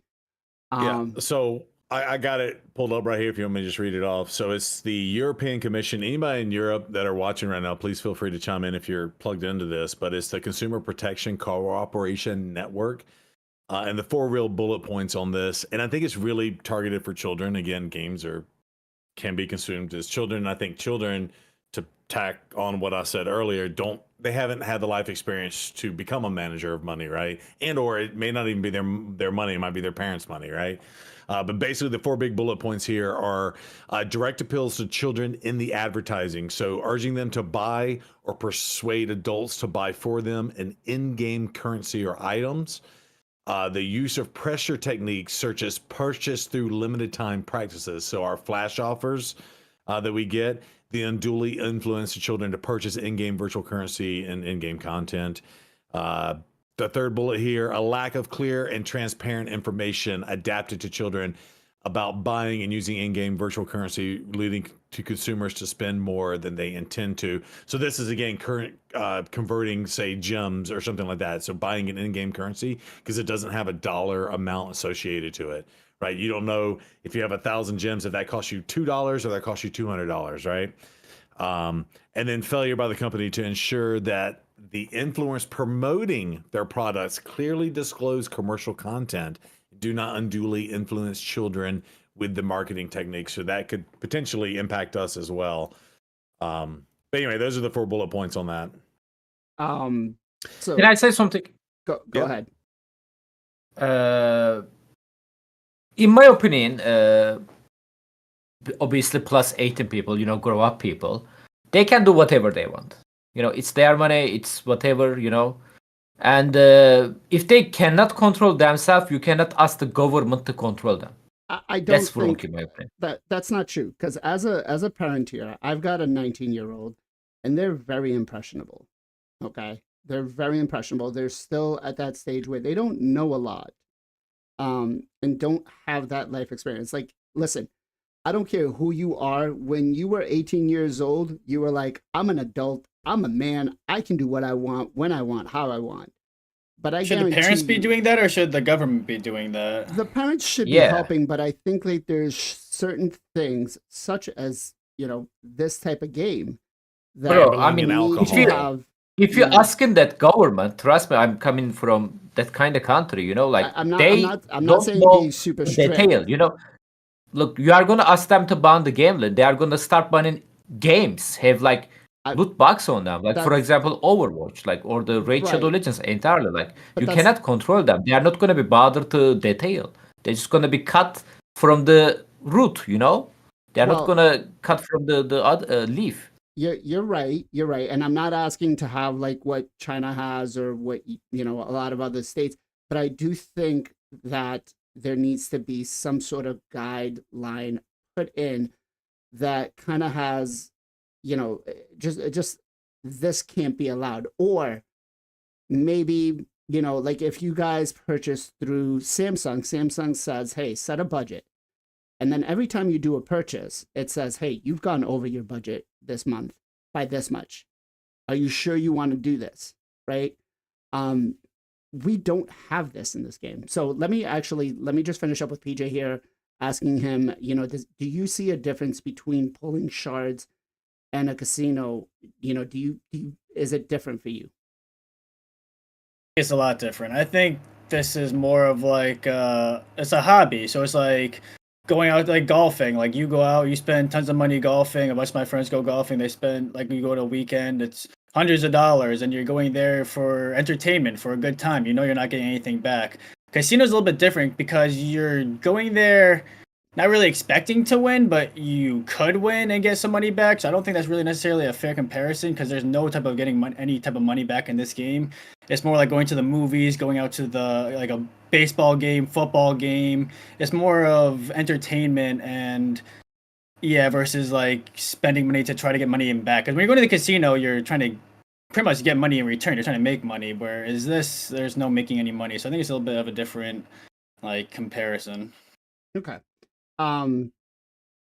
So to Ken's point earlier here, I'm not asking for the government to step in, but I'm asking for maybe some things in game where it's not as predatory, right? Because let's paint this scenario, and you may have different, you may have the restraint, right? But let's say you're close to Mercy. This 15, 25x Odin, then they do a 2x on top of it, and you pull, and you see you're getting legendary champions. You're not getting it, but you get to that 25% chance of getting an Odin. That 20, and it's not even a 25% chance. It's just they've added 25 extra Odins into the summoning pool. It's still RNG based, right? We could still be spending 3,000 shards and not pulling an Odin. Do you think that at some point Plarium should just say, you know what, this is it, after you summon your 10th legendary, you should get that Odin because you've gone too far in, right? Should there be Draco something Gate. Huh? Draco Gate. Yeah. Do you feel like that should be something that happens? Like after a specific point in time, this needs to, no more. Like you chase that champion, you've gotten this many legendaries, you really, okay, as much as we want you to spend the shards, you really should stop at this point. Maybe I'm not making it clear enough, but I feel like what I'm asking is, after a certain point, events like this should stop, right? Because people can get themselves in trouble. Zero. Yeah, so I think, and I respect what Kim was saying, especially coming from a country like Turkey and stuff, where the government steps in and maybe overreaches some. Yeah, I don't think that that's what the Consumer Protection Act is. I think what the Consumer Protection Act is simply trying to say is the way these games have been designed, they increase the predatory habits of people who might have a gambling addiction, right? And so I think what they're just simply trying to say is you can't convert dollars or euros into an in-game currency that you have zero idea what the value of that is. You can't do a limited time purchase and increase that FOMO thing that's going on. You have to just be transparent and take some of the shady masking practices and FOMO driving practices off. And so that's what I would like to see. I don't know if I answered your original question, but that's where my brain went with my answer. No, the FOMO is really what gets a lot of us, right? A lot of people will just So what it should say, to go back to your original answer, I did have this thought and I forgot to say it, is when it says 15, 20, and 25%, that's not really what the percentages are. What it actually should say is 3.6% chance, 7.8% chance, and 9.6% chance, which is the real odds. As they keep adding more and more champions to the game, it's diluting the 15, the 20, and the 25%. I get what they're trying to say is, hey, we're just going to throw, if there's 200 champions here, we're going to throw an extra 15 at the end. So you got the one you could get plus the 15, and then 1 plus 20, 1 plus 25. But in reality, they should get rid of the fake percentages, because it's not really a 25% chance. It's like a 3.6% chance, whatever it is. So a protection rule like this could force them to say it's not a 25%, it's a blah percent chance, right? Mm-hmm. And I think that would be ideal. Okay. So that people really know what the truth is. It's not a 25%, it's a 6% chance or whatever it is. I don't know. Someone's got the numbers. Someone's smart enough in chat. If Bick's in here, I know he's got the numbers of what it really is. Oh, Bick's got everything already detailed. He's got it going on, because he's gonna make this the next podcast all about this, which I think is a definitely conversation that we have. As much as I like talking about everything going on in game and what Plarium does and doesn't do, I think some of these conversations need to be had, because it is important, right? It is important. There's, if we don't have them and they stay on the sidelines, it can affect other people. Sorry, Zero, go ahead. No, I was just going to say, in reality, they lie to us, right? The only percentages that we actually know, the true percentages of just the chances of pulling it, like when you click the chances of percentages, and then of course they change it when you have a 2x, right? So 0.5% chance from voids and ancients, and whatever from 6% from sacreds. So that's the only one that they actually give us a percentage chance of actually getting something. But when they throw that 15 or even a 10x or whatever, those aren't real percentages. Those are just, in reality, a made up number that gets worse over time. And so a 15x today isn't a 15x from a year ago, right? So right. Yeah, they're basically they're using their game to instill that FOMO, and they're basically lying to us. And I think a protection thing would prevent them from being able to legally do that, right? And again, it's impressionable for under 18 aged kids, right? They don't know. They see 25x and think, it's a million chance of getting this. Yeah, no, I think it's impressionable for a lot of people that don't have the restraint, that that aren't playing like Final Campachi does. Like, I'm not gonna lie, sometimes I can't have the same restraint he does. Right? I can't. You want to imagine that? Go okay. Multiply everything with the 35. Like for example, $1 gonna be $35. So yeah, that's my scenario. Yeah, are you gonna spend? No. No, that's true. Yeah, exactly. But I also think being and having a different financial situation also kind of feeds into this, right? That said, Gessel, what do you think? What was the original question again? We're discussing should there be some sort of mechanic or something in here Oh that yeah, so says, this is what I want. Yeah, I'm sorry. This is what I wanted. I think, and I've been crying for this for a while. I think there should be a way to, if you want to be free to play, or if you don't want to spend any money, there should be an option to not have ads pop up. You should be able to go into your settings, click a checkbox, no ads. Boom, you get nothing popping up. Am I free to play? I am clearly free to play, guys. It's been 3 years. Why do I have to close these things every 2 seconds? It's ridiculous. I'm not buying anything. I am doing this on purpose, right? Like, I think there should be just the easy way to turn the ads off. It's insane. I think any dare I say any person with a soul would think that's probably a good thing to have in their video game. That's all I'm gonna say, bro. It's horrible that that's not an option. It is seriously horrible. That is the worst thing I think about this game, and that is the sole reason why I tell anyone who comes to my channel, if they're new, they ask for any recommendations, the first thing I say is don't spend a penny on this game. Always. yeah, it's and I will say, as somebody who, when I downloaded this, I was like, oh, I'll play this as my side game. I'll play it as free to play. Like I joke of it, but I literally within the first 5 seconds it had me, because it was just that good off the dopamine. I think it was like my first champion I pulled was a Nethril, and I got the dopamine hit from that, and I was like, I want more, I want more, I want more.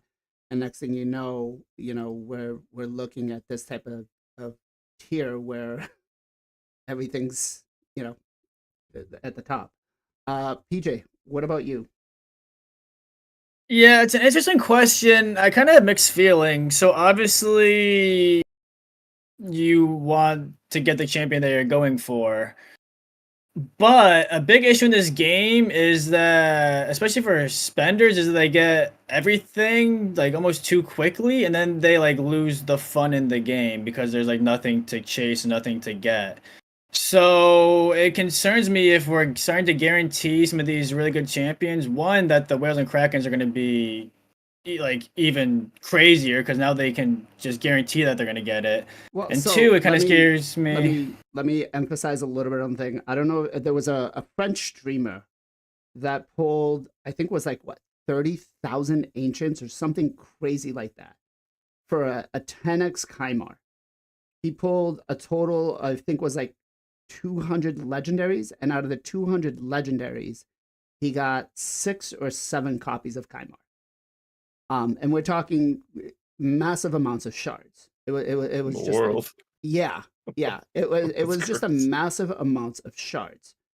So I guess what I'm saying is, at some point after you pulled, not shard wise, not after you pulled 300 shards, but after you pulled so many champions, like after you pulled 10 legendary champions, you should get that champion as a guaranteed.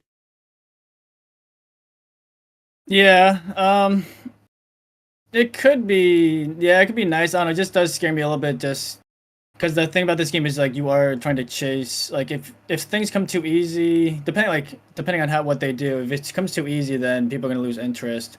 You have Ken pulling one void and pulling a Siphi out of a random shard. So like this game is RNG at the end of the day. Like it is luck, good and bad. So you just have to kind of know that going into the game. It's obviously pulling 3,000 ancients and only getting 7 Kymars out of like 200 is crazy, but I don't know. It scares me a little bit when they start doing like guaranteed stuff like that.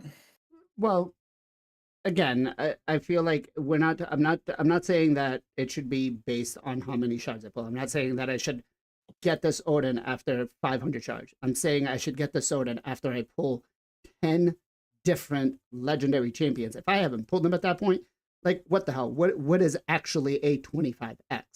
I should be pulling him by that point. Because the odds, Well, you said they pulled 200 Legos and pulled 7 or 8 Kaimars. I believe that's what it was. Yeah. I mean, isn't that pretty on odds?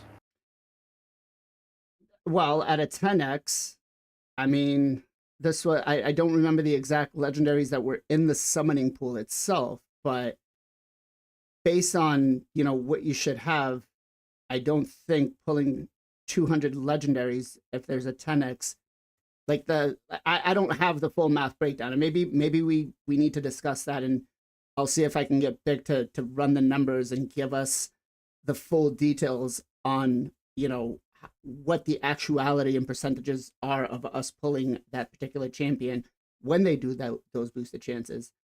But like Sus is just mentioning, prisms have no mercy until I think it's like 20 right now. But again, I feel like maybe we need to see or encourage some sort of stop, right? Whether it be per month or whether, and I would really love to see this more from the Plarium side, where maybe not a stop, or maybe just an emphasis on like, hey, you've gone too far into what you allocated for this month. Are you sure you want to continue? Are you sure you want to do this? Make it because let's just face it. If I want to do something on a mobile, all I have to do is click this and then boom, right? That's literally it. There is no stopping. There is no nothing that says, do you really want to do this? Should you really do this? And I feel like this gets people in a lot of trouble. With that in mind, I want you guys to tell me, is there some sort of safety, or maybe not safety, but maybe something here that Plarium should put in for people that have that gambling addiction to not discourage, but help them not go to that extent where they're worrying about where they're going to pay their next bill, or maybe show some restraint. There we go. Zero. They already do that. They only let you buy 5 of something or 6 of something in a day. They just let you reset it tomorrow and do it. That's a huge joke, but they do put caps on how much you can technically spend, right? Well, the fun fact: the cap per day that somebody can spend in raid is 15 grand. That's wild. 15 grand. That's absolutely wild. Yeah, I don't know. I don't know the answer to that. I mean, yeah, that's probably good for people who have gambling problems and stuff. But if they can just click the button, override it, if they have a problem, they're just going to do that anyway. I do think, I just want to get back to what Gessel said earlier. I think being able to turn off the pop-ups would be huge. And just to add a little color to that, I was trying to switch accounts on my mobile phone. Of course, the game's been installed on my on my phone for 3 years, and I uninstalled it and reinstalled it because it was putting me through a new account, and I didn't want to go through the stupid tutorial again unnecessarily.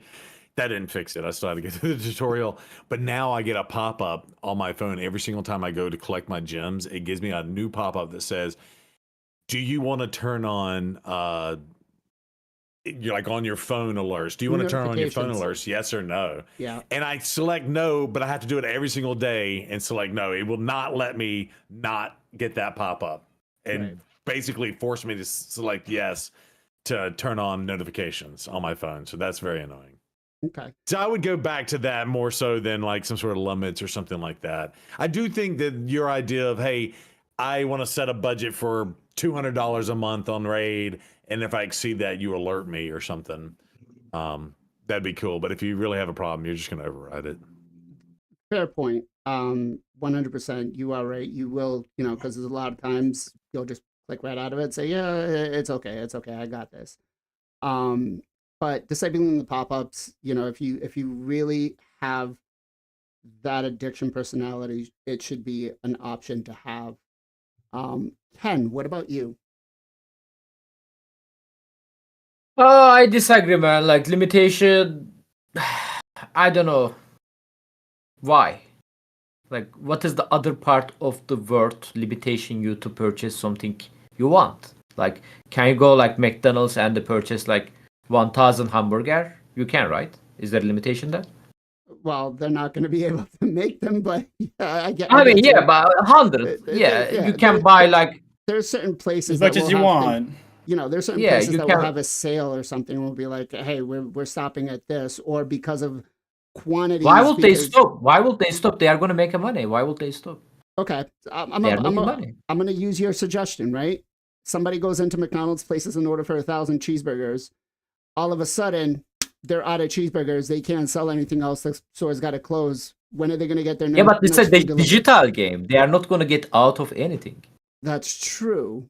That's true. Yeah, so but it's all about the numbers, like 0, 1, 0, 1. So I don't know, man. Like, to be honest, like limitation, like banning stuff is not banning. I'm not saying banning. I'm saying okay. how Okay, let's say people banning. Let's say control- banning. It's not the solution for the stuff. All this kind of stuff going to become underground. Yeah, you cannot stop it. It's going to be underground, and it's going to be more dangerous places. You know, people going to these dangerous places, they are gonna get more danger on their life. To be honest, you guys need to figure out different solution for that. Like, again, like personally, me, there is a games I spent money. By the way, there is other gacha game I spent money. Why I'm not spending on Raid? Like I told you, this game doesn't have a local price. There is a games doing local price. You know, way cheaper than Raid. So I'm like, oh man, okay. Let's spend like couple. But I know a time to limit myself. You know, okay, that's all. That was my budget, and I'm done. You know, I'm not going like further because if I go further, I'm not going to have a money left. So what I'm going to do without money, right? So yeah, this is why I limited myself. Like, you guys also need to be like, okay, like if I spend all of my money, what I'm going to do rest of my life, right? So that You do again. That's what I'm thinking. OnlyFans and play Raid naked. Yeah. I guess this was a big thing that I want to point out is the spending tier goes from 0 to 100 within an instant. Like, somebody can come in and just $20-$30 2-3 days in a row. Next thing you know, they're sitting on these kind of packs, and this is where it gets you. This is where the problem becomes, because I don't know about you guys, but there's a lot of people to make that kind of money, to make $100. Takes a while. Some people, that's like a full day's pay. Gessel, what you gonna do with this 7K energy, by the way? Like, why you wanna purchase this thing? I want to purchase it for the legendary books. You really I need do a think that legend. that's- Are you seriously getting legendary champion the book? I mean, Where's I the have, book? I have some that I would like to play with that I'm kind of gated, but Like, play it where? okay, here's what I'm going to tell you. I pulled Empress, right? I have no mythical books. He's mythical. If they had made, without a thought, I was not even thinking of the price point, and that's a problem. That's a problem. I was like, yep, you know what? Even if it's $25 a book, not a problem. And that is the problem. Is that people will think like that. I thought like that, and I'm like, I'm kind of glad that they weren't doing them, right? Because I would have, what is that, 150 if they came in at $25 a piece to book a champion, right? Yeah. So Yeah, it makes the game a pay to win. That's what I'm saying. It's a pay to win game. Yes. Raid is not free to play friendly anymore. Since the mythical champion are released, it's so hard to get them. It's extremely even harder to get their book. I agree with you. So it's a pay to win game. You guys should know that. Well, we know that it's a pay to win game, but what I'm saying is I feel like there needs to be something that kind of helps people from getting into that point, right? Because again, I don't want to use a specific example because I don't want to call anybody out, but there were accounts that literally within a very short period of time, and now they're done playing because they don't have money and they can't do anything, you know. Gessel, what about you? What do you think?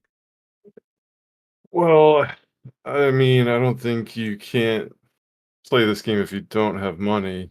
I don't think that's quite. I don't think that's really an excuse not to play the game, especially with a loaded account. But to the question is, should they limit us, or should there some way to limit the amount you spend? Is that what the question is? I think. I like I Set think limitations or yeah, something. yeah, there should be something that Plarium gives a installs or has a guard feature to not let you get to that point.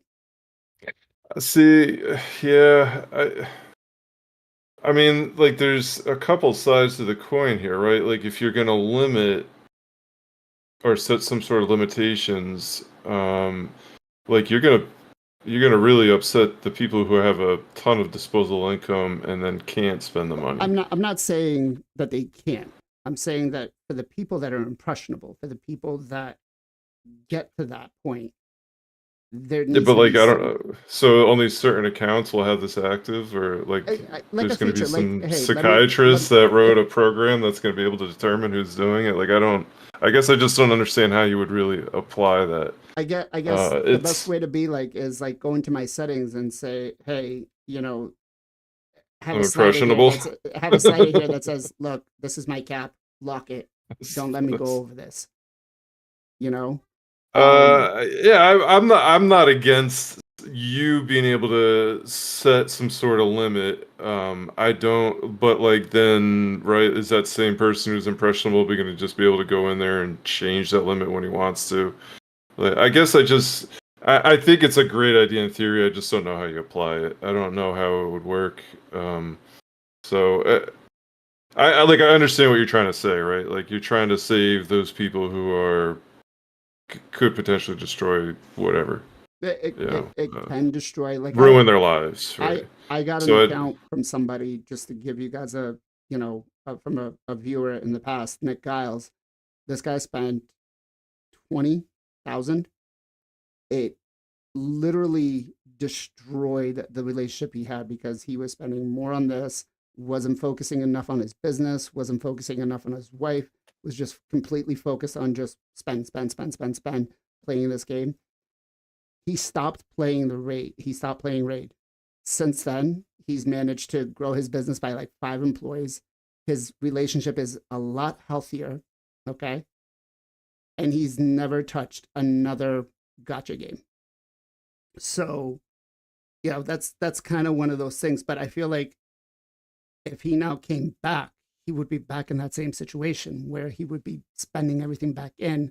But there's nothing, because Raid is a great game to enjoy. Live Arena, and yes, Bob, it's great content. And a lot of people would enjoy to play the game, but I feel like they're just, if they're at that situation where they don't have that self-control and they can't just enjoy in moderation, it becomes a problem. Sorry, Gessel. Oh no, I was done.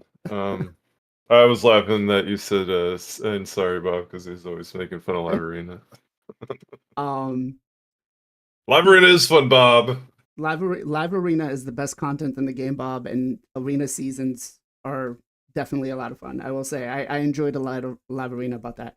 PJ, what about you, man? What do you got to say on this whole topic?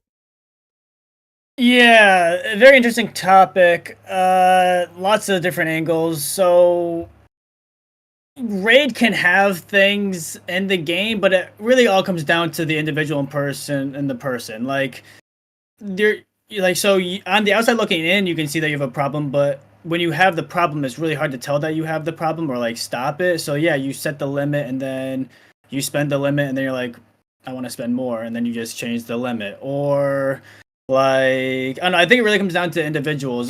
Like the game can do so much, but I think you have to realize that you have the issue and that you have to do something about it. I don't think it's necessarily the game's, like, they can help you. I think it'd be good to change the pack values. Like you said, you go, depending on how much you spend, you go into certain ranges. I think you should be able to change the range. Like, I like energy, so if there's a good energy deal, I want to spend more energy, but then there's a shard deal and I don't want to spend that, so then it goes like I could drop it if I did want to buy shards, something like that. I think if you could pick which price value you want would be nice. But as far as like putting stuff in the game. I mean, if you could turn off the ads, that'd be good. I mean, that would be something that could help. But I think really people are just gonna, if they want to spend, they're gonna spend, and if they have a problem, there's not much that the game can do to actually help you without you doing something for yourself, like not playing the game, going to get help other ways. But yeah, I mean, gambling issues and stuff is a big issue for sure, but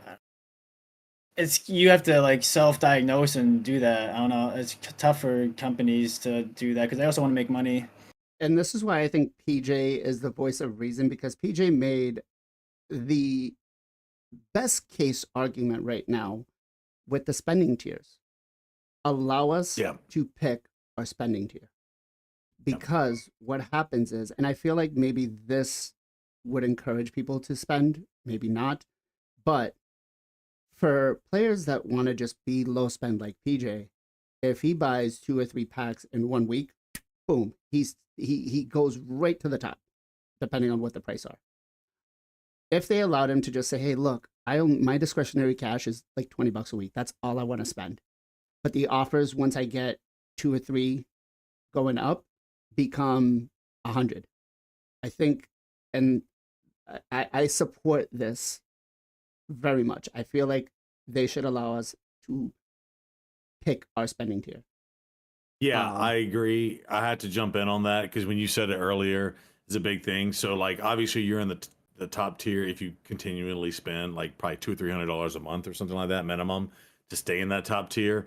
And now that I'm not spending, I'm nowhere in that tier. But it's like, you know what? Damn it, I have the funds, and if I want to buy 20 legendary books, I should be able to buy 20 legendary books. Don't cap me because I'm not spending $200 or $300 a month, and I can only get 8 legendary books or whatever. I'm just using that as an example. But like sometimes they will do that, and they use that FOMO thing.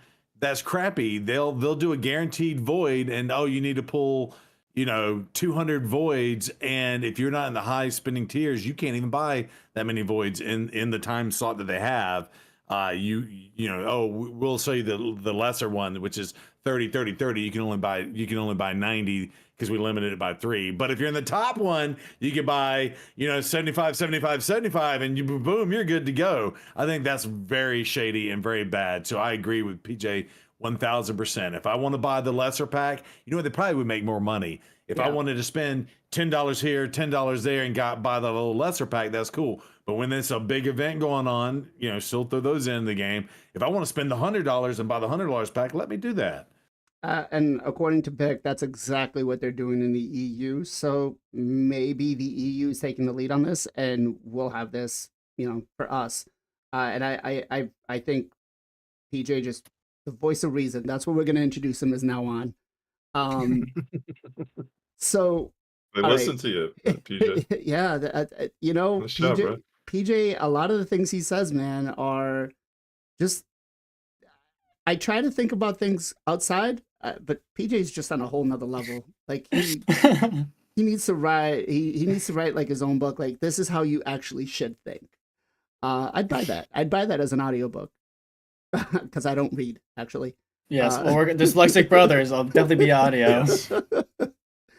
All right, so we actually just got a question here from Chu, and he says, speaking about Live Arena, how do you feel about the seasons being bugged and people being able to play for an hour after the season ended, and Plarium going radio silent and not fixing the rankings? So I actually did not. I didn't even know that about happened. This. I didn't either. Didn't know it. Yeah, I would have kept going if I knew I had another hour. I would have kept going, man. Guess I was like, I would have made that a 24. I was getting stream. close. I was within a couple hundred. But did this impact you guys anywhere at all? Did you even know about it? Guess Zero.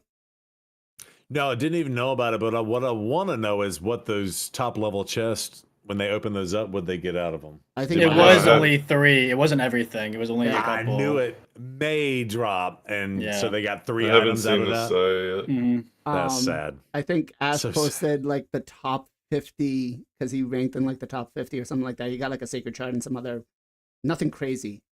Ken, what about And you? how many gems did he have to spend to do that? A lot. He had double Thousands. he had double the fights I had. That's wild. How many gems did you spend, Gestel? Gems that 24-hour stream probably only 800 really, because it reset halfway through, Oh. so it wasn't that bad.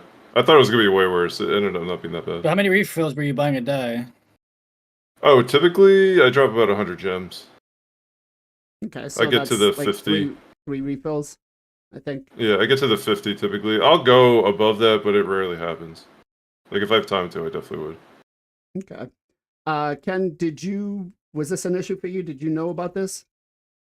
Yeah, Chivis told me that it sucked, to be honest, and they are not making any announcement about that. It's also another scandal, in my opinion, because people are taking this game seriously. Even I don't recommend it them.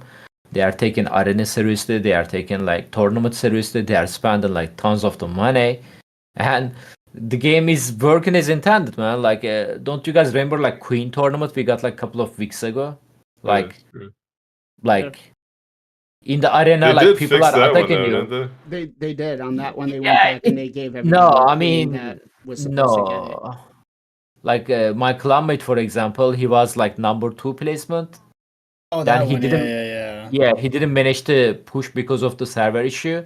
So he finished like number 3 or stuff like that. He got nothing, for example. Like it still affected people. Yeah, I got you. And the points showed up late and stuff. yeah. Yeah. Same. I think the similar problem happened on the live arena, from what I understand, understanding on the Chiv. It sucked, man. Like it's so sucked. Like it's not trustable at this point. You know, none of the things trustable. It's buggy. Like even the arena fight. Let's say like like everything is working correctly, you know, point system working correctly.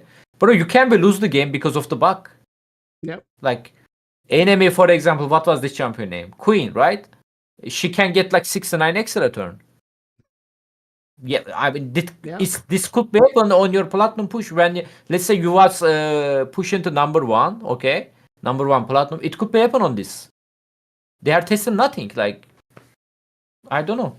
Fair point. And if you feel better, Chief, like we can tell this to the Polarium, but all they are going to give you one Columbo ski, man.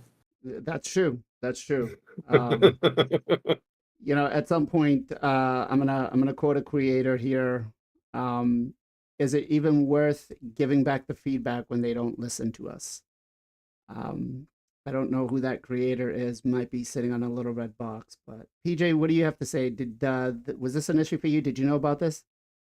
The only reason why I knew about it was because she was in my clan, so he brought it up to me. It didn't impact me individually. I wasn't going for like top 100 or anything like that, but it is a big issue.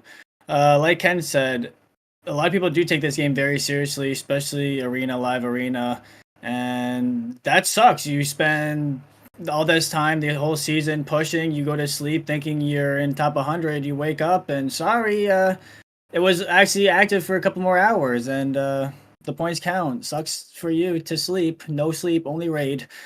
But yeah, it's kind of an issue. And it's not like the first time this has happened. They gotta lock down the server timing and the server ending, or like when things cut off. Hopefully, with MTG acquiring the company, there's hopefully we'll work on the back end of like the coding and stuff. But yeah, it's not a good look. I feel bad. That's a long time to like build up to top 100 to just get knocked out because of like a stupid glitch. So yeah, it's very unfortunate.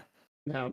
And you know, Bick is a very big proponent of, you know, can we get a break from real life to just play Raid Shadow Legends? Because sometimes real life just gets too far into the game. And I know me and him had a pretty deep discussion about that a couple of weeks ago.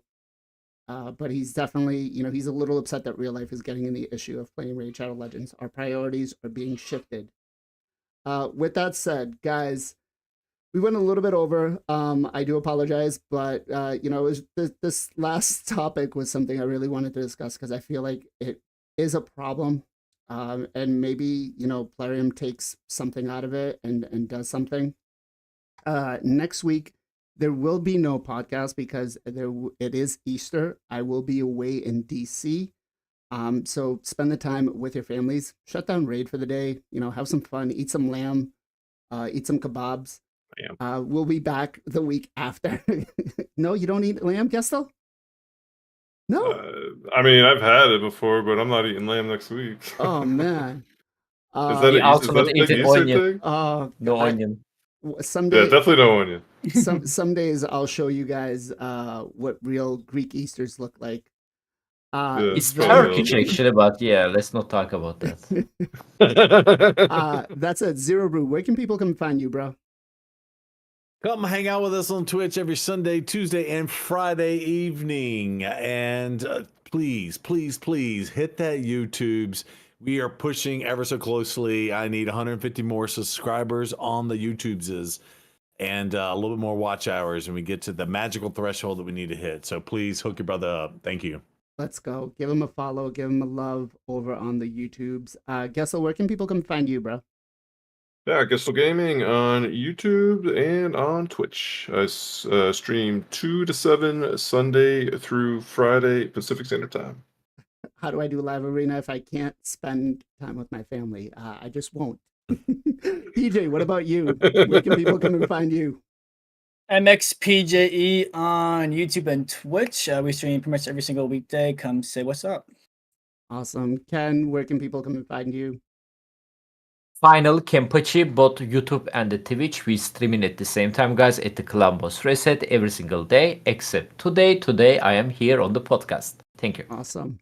And Zero, I'm going to let you go first because last time they stole your shout out. Oh, they But what totally you got did. for a shout out? I mean, we've been talking about her all freaking night, but Sam Solstice Nice Even Number is the channel. Definitely go check her out. Most people probably know who she is, but she's been putting some more work in on the videos and amazing. And she you showed the screenshot earlier, but she added us into one of the more recent videos. And I thought that was pretty cool of her to do. And then something else really cool that Sam did was I did a video on my channel and she actually tagged Ash in the video through the comments, and I was like, well, that was really cool for Sam to do. I didn't have to do that, and so that was super awesome. So shout out to Sam Solstice 69. That is 69. That is a nice even number. And with that said, let's go to the person who loves the number 69. Ken, what you got for a shout out for me, bro? I like to shout out one of my clanmate. Looks like he returned to the stream. It's a Martin Lime, guys. Make sure to check him out. He's a great guy. He was playing this cooking and selling stuff game. Schedule, you guys say One. that? Schedule one. Yeah, Schedule 1. Yeah. Breaking Bad assimilation. So make sure to check it out. Awesome. Gessel, what you got for, or Gessal, what do you got for a shout out? I'm gonna shout out everyone that came to hang out in the 24-hour stream. Got a lot of love that day, especially from my man Handy Scorpion Fish. He went above and beyond. He is an awesome member of this community. He's running CHQ now, doing a great job there. So shout out to Handy and shout out to everyone that came by today. Thanks for all the support, guys. Awesome. PJ, what you got for a shout out, brother? We're going to be giving a shout out to Smash King. He does the Pokemon Go and the Raid. Really good dude. Been playing Raid for a couple of years. Really big in the Pokemon Go community as well. Good vibes. Good dude. Definitely check him out from a follow. Awesome. And I'm going to give my shout out to Mr. King Copium, who actually DM'd me a little while ago and was like, hey, do you mind if I, stream you guys while I'm streaming? Hell no. Go for it, bro. The podcast is out there for everybody. And we're actually going to go and drop him the raid after the podcast is over. So make sure when you guys go there, you show him some love, subscribe to the channel, and have some fun. Definitely a great guy to be watching. Again, guys, next week we'll be off. I hope that you all have a wonderful holiday if you celebrate it. Be safe, be well, be good to each other. We'll catch you guys next time.